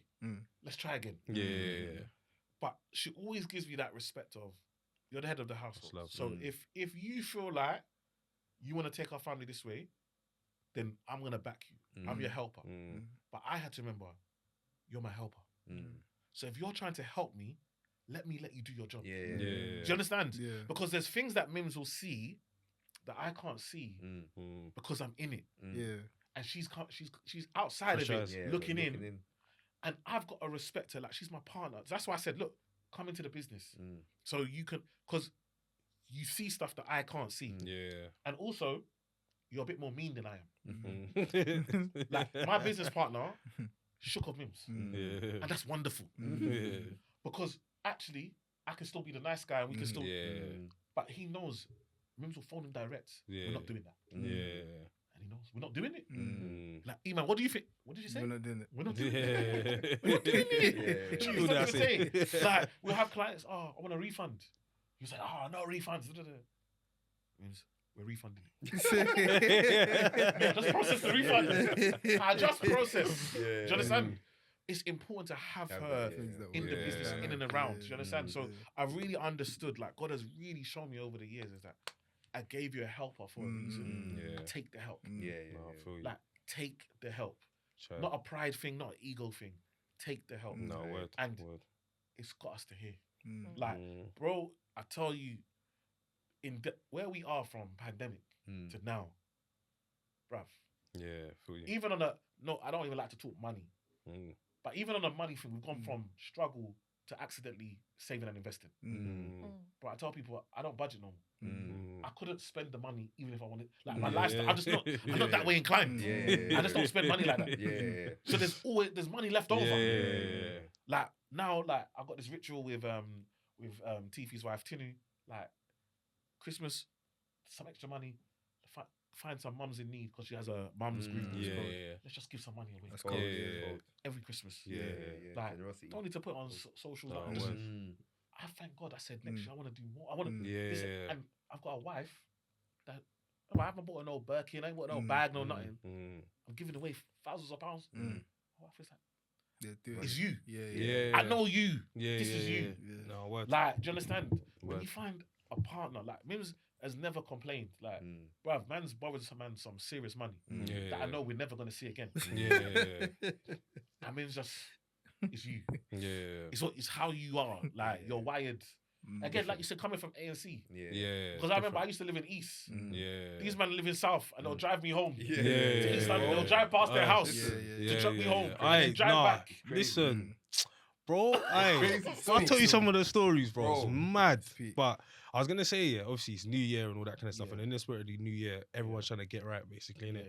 And obviously you guys have got tons of like different gems that you can drop across entrepreneurship, across like parenthood, motherhood, fatherhood, obviously the finance world and all that kind of stuff as well. So if you were to break it down, let's say 4 categories, in terms of, and again, obviously it's going to be more broad, so people can glean whatever they glean from it, But if you was to say that, all right, cool, to get right, let's say financially, in your relationship, spiritually, and then let's say like emotionally, and we can go one by one in it. But like, what things would you guys both recommend for people to? It might be something very specific, or it might be something like, cool, this is the ballpark you need to be in. This is the area you need to be in. These are the kind of things you need to be doing, sort of thing. But what's that kind of things? Just so people can start, you know, when it's like turn a few degrees and all that kind of stuff, and then 365 degrees later, you're in the right place or whatever it is. And, you know, I ain't got a saying for it, and essentially is what I'm saying. But yeah, what would you recommend, for people that are trying to get right 2026 and onwards? What do you want to start with? Should we start financially or should we go? Whatever you want to do, finance is fine. Yeah, we'll start with finance. Finance tips for the people. I think one thing we've seen last year going into this year is that investing is a big thing. I don't know all the technical details and stuff, but at least open a stocks and shares ISA, start saving money. That's something I want to try and do this year as well. So personally, that's like one thing I try and speak to a lot of women out there. Just try and get into investing, try and start saving, try and start looking at the future. Don't look at now. Yes, things are nice. Don't get it twisted. Things are nice, but think about the future. Like, don't just expect that if you're single that a guy's gonna come and rescue you. This life is hard right now, so try and build your own money. And when the guy comes, he can be an addition to that. So that would be my tip. Solid. Yeah, I think when it comes to finances, I think the biggest thing is know how much it costs to be you. I think it's really important that you know how much does it cost to live your lifestyle. Like actually look at, okay, each month I know that I spend X amount. It doesn't have to be that you know that, okay, it costs 2,500 to be me. So then you know if you make 2,800, you've got issues. So now you know, okay, I need to make more. Because if you don't know how much it costs to be you, you might feel like I've got a good salary, but actually you're going nowhere. You're stuck in the mud. Do you know what I mean? So it's really important to know how much does it cost to be you. Then it's about looking at how do I increase my income. So whether that's a course, whether that's studying, whether that's getting more experience at work, maybe joining a different team so you're on a different type of project, whether that's things that are paid in the workplace that you can get, like you need to be building. So I always see people for that, you need to spend more time on LinkedIn than you do on Instagram. Like it's a fundamental practice. Like, you need to surround yourself with people that do what you do at a higher level so that you can then get to that level. Like it seems simple, but a lot of us don't do it. Like I meet people, I want to buy a house. Have you ever been to a property event? No. Like, but why? If you want to buy a house, why are you not surrounding yourself with people that have bought houses? If you wanna invest, why are you not in investment groups? Why like be around people that are doing the things that you want to achieve? So that's really, really important. So if you're saying, look, I'm on 50K and I want to be on 100K, like go on LinkedIn, first of all, find jobs that pay that amount in your industry. Then go on LinkedIn, find people with those job titles, connect with them, and then ask them, can I get some of your time? I really see, I love what you do. You inspire me. I want to get to your level. Like, just be nice. And people will be nice back. You know what I mean? Don't be entitled. Don't feel like they owe you anything. Everyone's busy. Everyone's doing stuff. They might be receiving loads of these messages. So don't think I've sent one. Like, do you want it? If you want it, you might need to send 100 a month. Do you know what I mean? But eventually, someone will give you time. Someone will give you support, and you can build. So that's really important. Then it's about, now that I'm making money, how do I make my money make money? So what are you going to put your money in that's going to make money? So Mims talked about a stocks and shares ISA. So that's more passive. You don't have to worry about it. You put it in a fund, it does that. But also, there might be a side hustle. You might have a talent. You might have a skill. In the day and age of content. Look, let me just let people understand. You think you haven't got a talent. Auntie was standing next to buses. You know when you were saying it earlier on, that's the first person I came to. Auntie's standing next to buses. And now she's with the Prime Minister, Mayor of London. She's getting paid. I've seen the advert. Was it? Burberry. These are not free. When Auntie started, her children were embarrassed. Do you understand? Her children were telling her, "Mum, stop doing this. You are embarrassing us." Now her children are getting invited to places they can't be. Their friends now everyone's good. Everyone's good. Do you understand what I'm trying to say? So don't ever, like, whatever it is, just red buses. This is She didn't make the bus. Yeah. She didn't make the road. She didn't design anything. She didn't even say anything. She didn't even say she didn't that. even talk. Say a word. She literally just picture next to buses because she likes buses. Yeah. And today, she's massive. You understand what I'm saying? Yeah. This is the day and age where anybody can blow. Do you know what I mean? Yeah. And it might be for a small period of time, but then you can take that and leverage it and put it into something. Yeah. Auntie, I'm telling you, the money she's made from that, she can at least buy a couple houses. No, word. That will pay her income. That means that when she retires, she's not just relying solely on pension. Yeah. Do you understand what I'm trying to say? So this is the things that we can start to look at doing. Is that how do I take my money and put in something that makes me money? So Nice. those are the types of things I want people to do financially.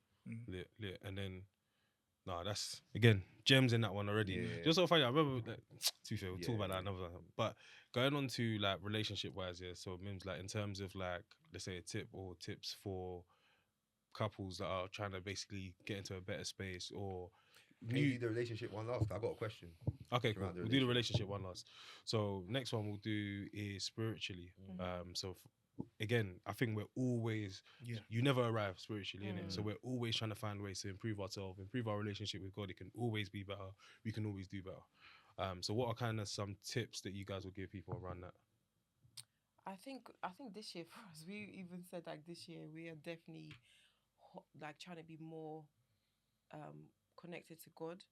I think life gets so busy sometimes. Like it's just and so Iman was like, look, when we wake up we pray. Even before we even say good morning, we're praying. We're lying, do you know what I mean? And I was talking to a friend of mine and I was like, look, prayer doesn't have to be kneeling down at your bed and grabbing the Bible and screaming and all of that stuff. It can literally be driving and something goes through your brain and you just pray then. You know, With your eyes open, please. with your eyes open. But I was trying to explain to her, like, because we grew up in that church, you must kneel down, pray, find a quiet corner. But the way life is sometimes, you're quiet. Iman would be like, Miriam, you don't play any music in the car. I said, because it's quiet. And sometimes I'm there, like the other day I was driving and I was upset because someone was driving slow and I was just like cussing. Like, and then God was like, why are you shouting? Do you know what I mean? And then I was like, do you know what, God, I'm sorry. And then in that quiet moment, other things came and I started praying. As I'm driving, I was driving home from doing the school run. And if I didn't have that quiet, sometimes you miss God talking to you and God saying, let me use this moment to speak to you. So I think we should take not the fanfare, because that's still good, but in your daily life is busy. But when you can find the minutes and the little quiet times just to talk, do that, and then it just grows, and then you make time to wake up and read your Bible and stuff like that. I think it's important. Like I got my old manager when I was at Barclays, Hakeem. He's Muslim, and so I went to South Africa to stay with him. Yeah, boo. And that's when I fell in love with him. So I've gone there, stayed with him, and I was with him for about just over a week. He prays 7 times a day. Without fail. Like, we'll go to a restaurant and be like, just give me a moment. And I go and pray. And South Africa is amazing because obviously they respect the Muslims. So any mall, any public place, there's a prayer room. And so he'll go and pray and come back. And I'm like, this is hard, no? Like going to pray. He's like, bro, God give me 24 hours in a day. I can't give him 7 minutes because he's like, I know the recite, I know what I'm saying every single time. I'm saying this so I know, so it's not gonna take me long. It's like just 7 times in a day, and I'm like, bro, sometimes I struggle to pray once in a day. Sometimes. And I told Mims, I'm not waiting till bedtime anymore. Because the way I fall asleep. Bro, I'll wake up in the morning like, I saw a skit the other day, bro. The guy was doing the thing where you're in bed praying and that, and then you forget what you said. He said, wait, that's it in bed. Bro, you wake back up and he's like, oh, God, I'm so sorry that I fell asleep. You be praying, you were trying to ask God for forgiveness, saying, oh, God, I forgive you. Yeah, sorry, no. Hey, word. No, so I'm like to Mims, even if like, once the kids go to bed, we can pray then. Do you know what I mean? We've done it. We've done it. Like, it's just a thing. Let's pray. Let's draw close. And I told, and I feel like it's important to dream big. I said to Mims, this year, my goals are so scary that I've got to draw closer to God.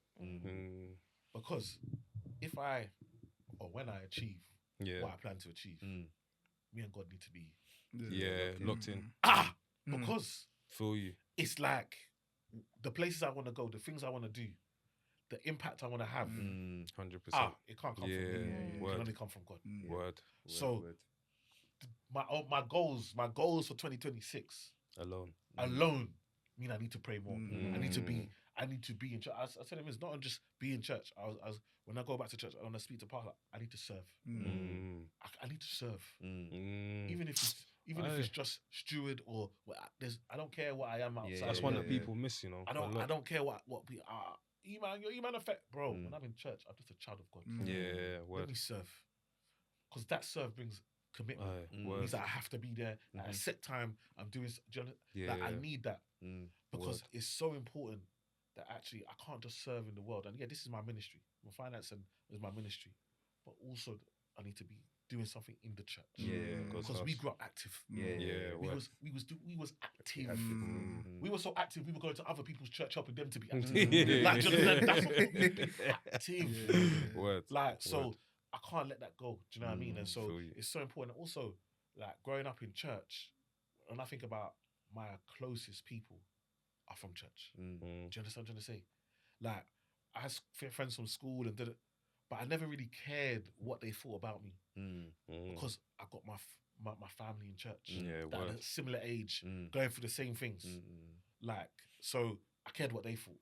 So when you start to go astray, the people in the world, they won't say nothing because they're astray already. Normal, But people that you grew up in church, so I need my kids to have that. They need to have church friends that have the belief and the faith. And so it's not just about me being in church, and it's them being in church, so they get church friends and church family. They grow and they understand the principles, and they like, bro, do you know sometimes I'll be at a place and scripture will just come out. Scripture that I haven't read. But it's I've been in church so long that it's just in the vault. I can just hear a line of a song and I can just sing this. I haven't heard this song for time, but it's there. I've grown up in it. It's in me. Like I can't run away from God. Do you understand? I can't, like, even if I feel like sometimes I feel this, I know God is real. No matter what happens, sometimes I see some of the worst things that happen in life and I feel like, God, where are you? I've heard the voice of God. I've heard God. God has said things and they've happened in the exact same way. Like, God have got people to come to me and say stuff to me and they've happened. No. I can't. I know God is real. I know. And because I know, I now need to help other people know. I now need to use what I know to help other people know. It can't be good enough for me to know and die. No, I have to go out into the world and make disciples of men. So with the goals that I have and the things I want to achieve and the things I want to do, drawing closer to God in every way, which means that I need to pray with my wife. Sometimes I pray on my own. Do you know what I mean? I need to pray with my wife, and I like to pray out loud. I want to know my wife know that when I go, I'm blessing you. I'm praying for the best for you in this life, and hopefully that gives you more confidence to go and do what you want to do. Because not just you praying for yourself, your husband is praying for you too, and believing that God will make it happen. Do you know what I mean? And so doing that and then praying with the kids. We used to have Bible study in when I grew up in my house. Why am I not doing that anymore? That was we used to have Bible study Monday. You know, after you finish, come downstairs. We're gonna sing. We're gonna like the Lord's Prayer. Man, it's just in. There's certain things that certain verses people say, I'll just continue it. Not because I plan to memorize it. But you've heard it so much because you're in the environment. That's where we need to be at. That's where I want my kids to be at. So that's why I feel like, for me, faith, I'm not playing with it this year. Even in my community, I'm going to start praying with these guys. If you want to log off. It's okay. Do you understand? You paid your money. I've got to be me. I'm not holding back. I'm not holding back. Because this is my ministry, so I've got to take it serious. So, that's where I'm at. Okay, cool. No, that's solid. I'm forgetting my question still. I can't ask my next question still. That one rounded it. I hear it still. And I think even it kind of covers that, the mentally stuff as well, because I think if you're in a good place spiritually, like that affects every other aspect of your life as well, innit? And I feel like even in terms of relationship, but I still feel like we can just touch on the relationship bit and end there, because it's just that I think we've just gone through like marriage season. Like bare people have got married, bare people are entering this journey in this new space now. So like, if you lot have got like a tip that you can give like newly married couples or single people looking to get a couple, whichever one you prefer. I think I always say this, like, marriage is not a joke. It's not a walk in the park. It's not something you just get in and think, we're married now. I would say, like, if you know you want to get married, if you know you want to do this, you want to build a life, do it with your whole heart. Go in there knowing I'm going to build a life with this person. Don't go in half-heartedly, because you can suffer some of the worst losses in marriage, the biggest wins, everything. And if you're going there 75%, you're always looking for the way out. And that's one thing I think I see people getting married and just getting divorced after 6 months. Like, why?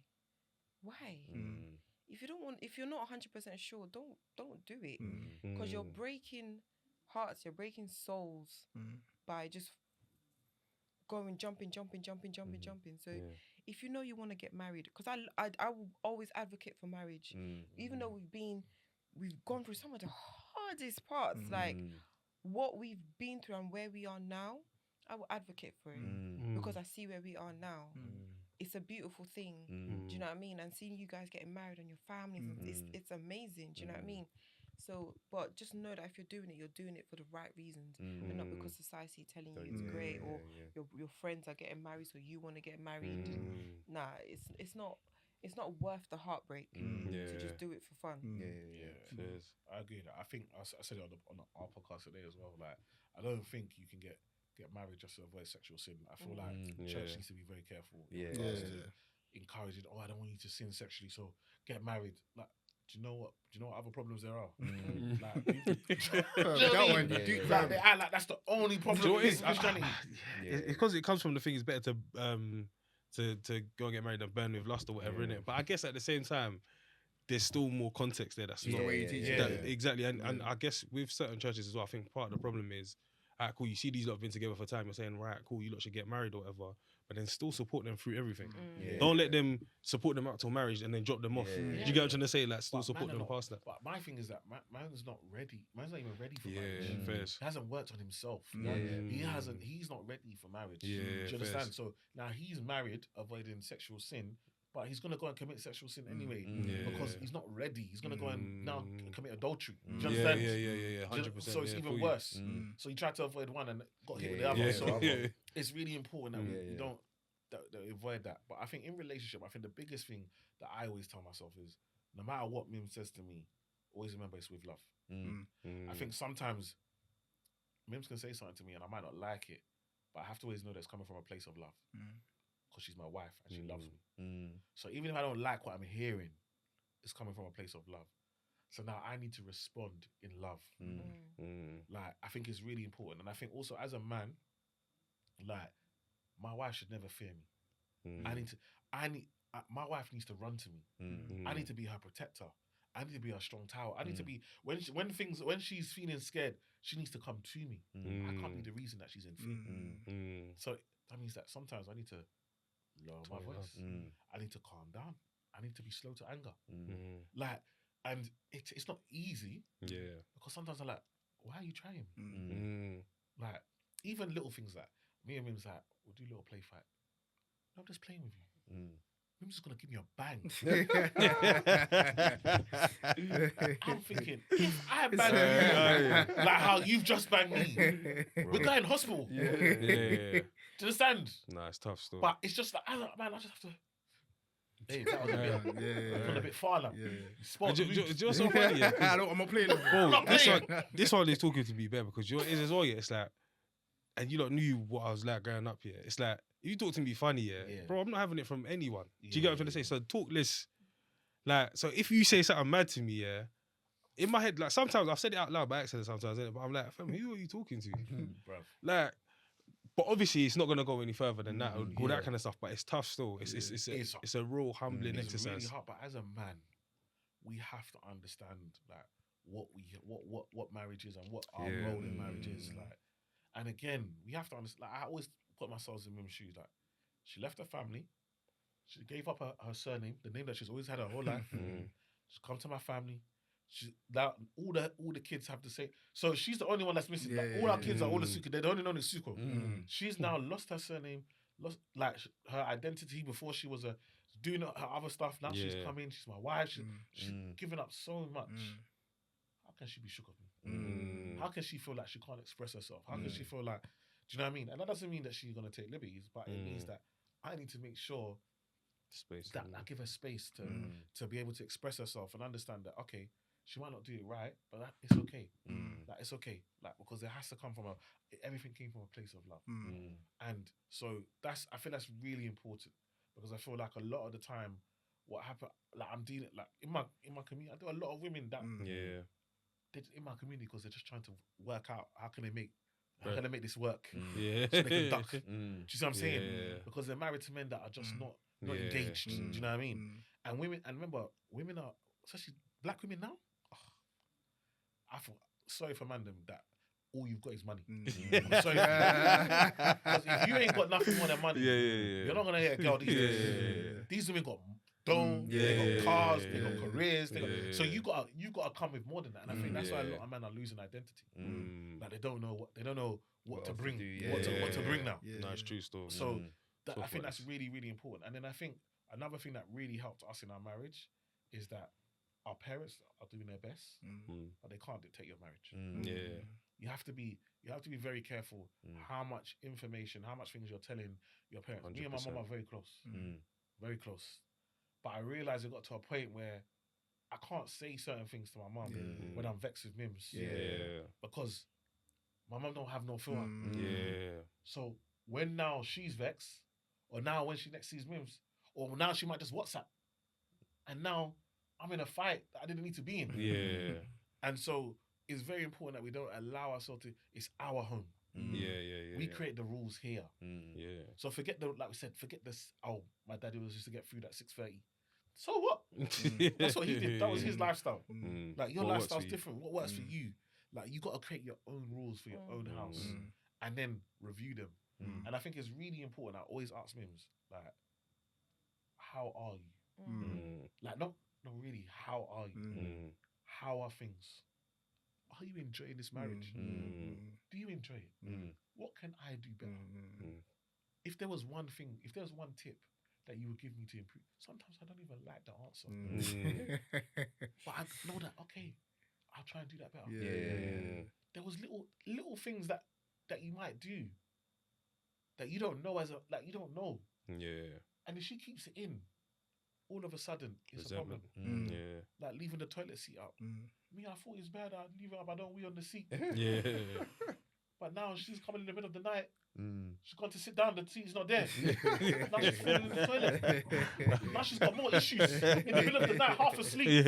Now she got to wake up to sort that out. Now she can't go back to sleep. All because you left the toilet seat up. Then in the morning you want a nap. How? How? It's not gonna work. You see what I'm saying? It's not gonna work. So these are genuine conversations. And also for me, it's really important. Like for me, sex is really important. So it's important that I let Mims know. I don't like to roast for more than a few days. Because then I can't focus. And I need to focus. I'm working at a high level. Oh, God. So let's be making sure that we make time. Do you understand? So you tell me what I need to do for you to ensure that we can have the time. If it's cooking, don't worry. I've got you. Whoever you need. If it's pick up the kids, I'll pick them up. If it's the house needs cleaning, me and the kids will clean it. Like, if it's laundry, I will pay for laundrette. Let me know what's tiring you. Laundry, it's funny how you say I'll pay for laundrette. I hear it still. Because I know what I need. How much is laundrette? 20, 30 pounds. At the level I'm making money, let me ease myself. I'm making that back. Why are you like this? Why are you like this? Can you stop? We're giving them advice. No, I know, but you can stop now. I know for the people. It's not for me. Stop. Hey, okay. but listen, guys, on that note, listen, it's actually been, literally one of the best podcast episodes we've had in a minute, man. Honestly, like, and genuinely, thank you guys for coming Yeah, on, man. for real, man. Honestly, we've Big enjoyed it, man. We definitely need to do this Yeah. again, man. And like this entire thing has been a testimony. Yeah, Literally, just hearing you lot story. Yeah, it's been. And I haven't listened back to the pod from top to bottom in a while. Yeah, this I'm listening. Every This single one? second, Aye. every That's second of again, this. bro. This one's a monthly This one. rotation. Every single second of this. There's certain clips I got to show about Yo. wife. Yeah. Especially that last bit. No, it's actually so funny. Remember the other day I mentioned as well. Yeah, Yeah. what's funny now about being married is that you can actually just talk about sex. Yeah. Like it's so funny to me. It's such a small thing, Yeah. but it's like you can actually be like, oh yeah, like, like, so like how was that? Or like, Yo, I used to hate talking about it though. swear. Do you know why? Quite like- I didn't want no spark out of it. Like, let's still keep Yeah, it. Like, yeah, I don't yeah. want to Like, start telling you. Especially, like, let's you know, do it's, this. Yeah, no, yeah, you know, yeah, it's But I get it now, especially, though. I get it now. especially though. at the Yeah. beginning. Yeah, We have to talk still. Yeah. you have to We talk. have to talk. I actually You feel have to like it's understand. actually like after the beginning, you have to After talk. the beginning, you have to talk. Nah, bro. Not for man. Still. Fair enough. I still. think man, we've still. always just had conversations. Mm. Had Yeah, to, yeah, naturally. because it's like it's so important for him.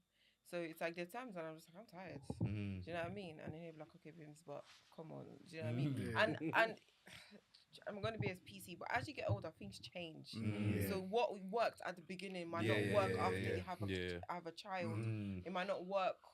Do you know what I mean? Yeah. 10 years Yeah. down the line, Yeah. you always need to check in to make sure that there's everything. Is everyone still Everything- happy? yeah, Are we good? yeah, Yeah, yeah, you still good? Yeah, Yeah, yeah, So yeah, shit, yeah. like even me, I never thought the day would come. I mean, like, oh, let's do it. I'm like, oh, you know, I'm so tired. Yeah. Come back. You reach a certain age now, like let's hustle, man. You know the funny thing is that I'll be like, no, I'm never tired. I'm always tired. I can see you're tired. Like, Yeah, even sometimes when Hey.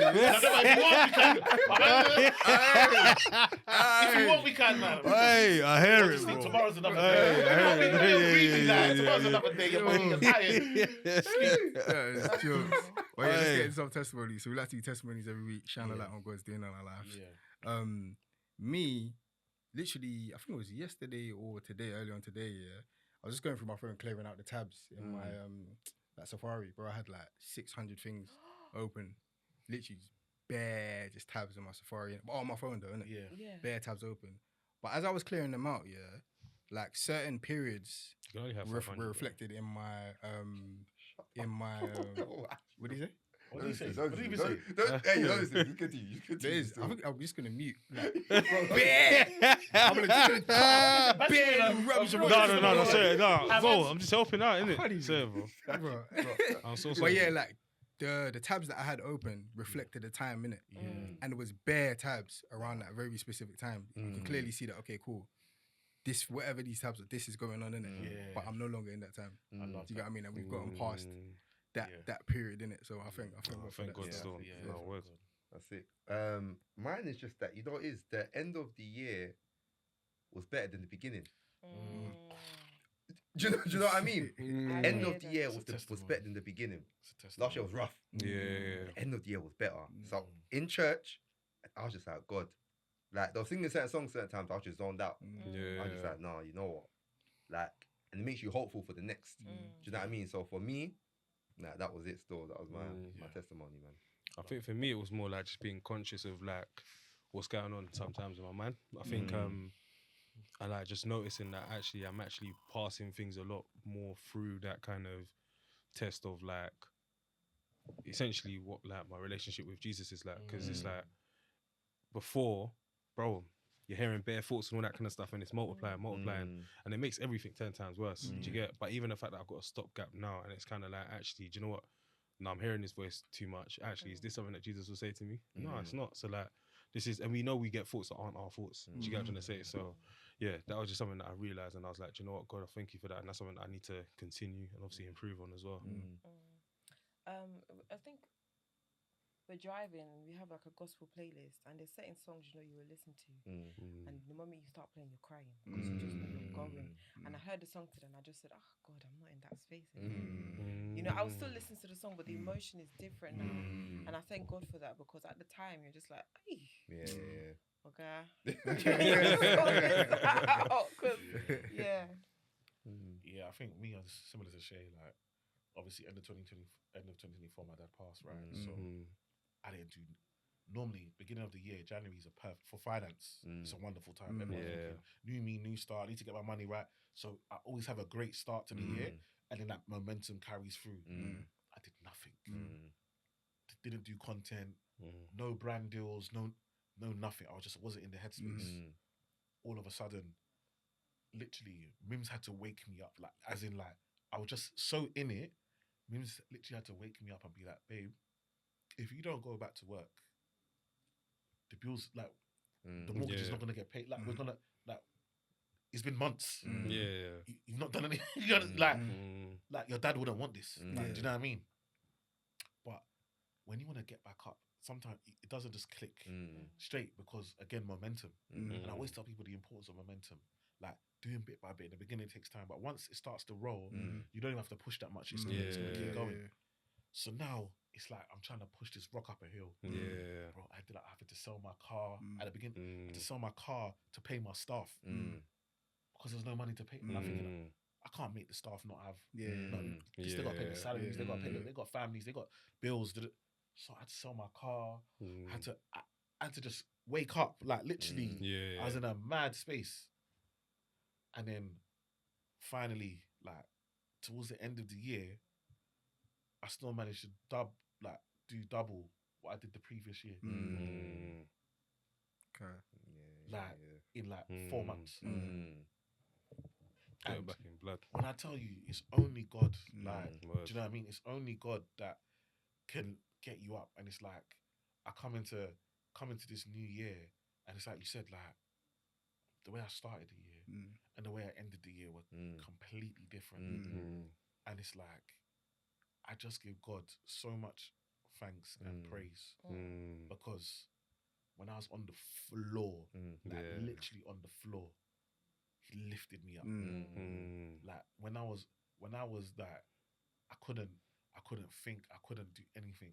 He lifted me up. And the amount of times that I tell you God spoke to me through 2025.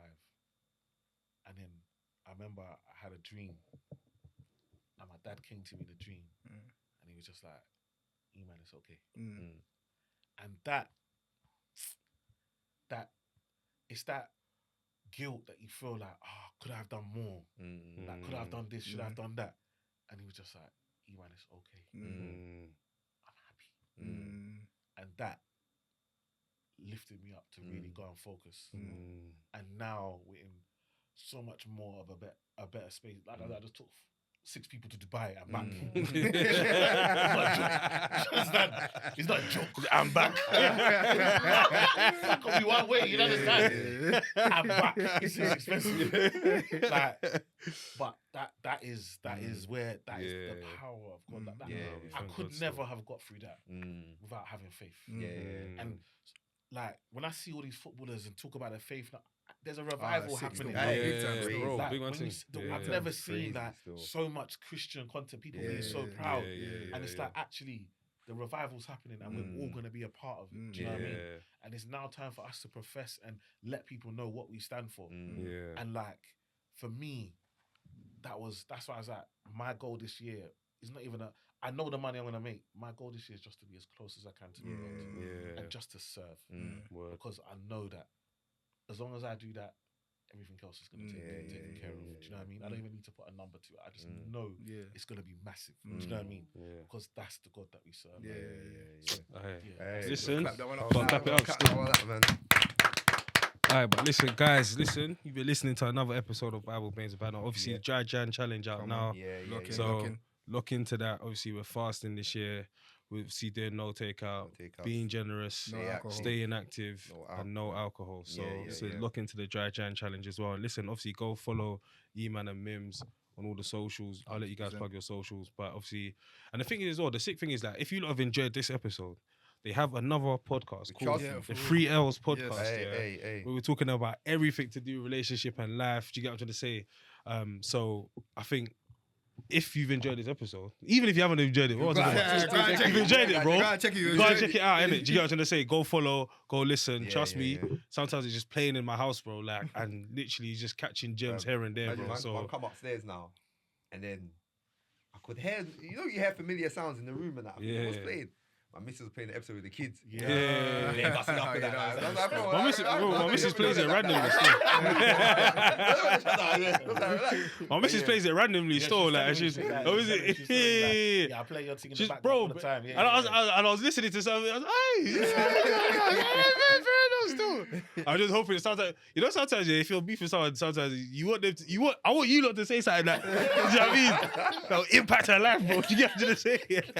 But yeah, guys. People do ask us for relationship, like we're just like, hey, we're still kind of working this journey. Nah, we all are though, man. But you know what it is? It's the people that are further in that journey, bro. Still. You know, like it's that proverb, that African proverb that our parents can see further than us sitting down than we can standing on the chair. Exactly.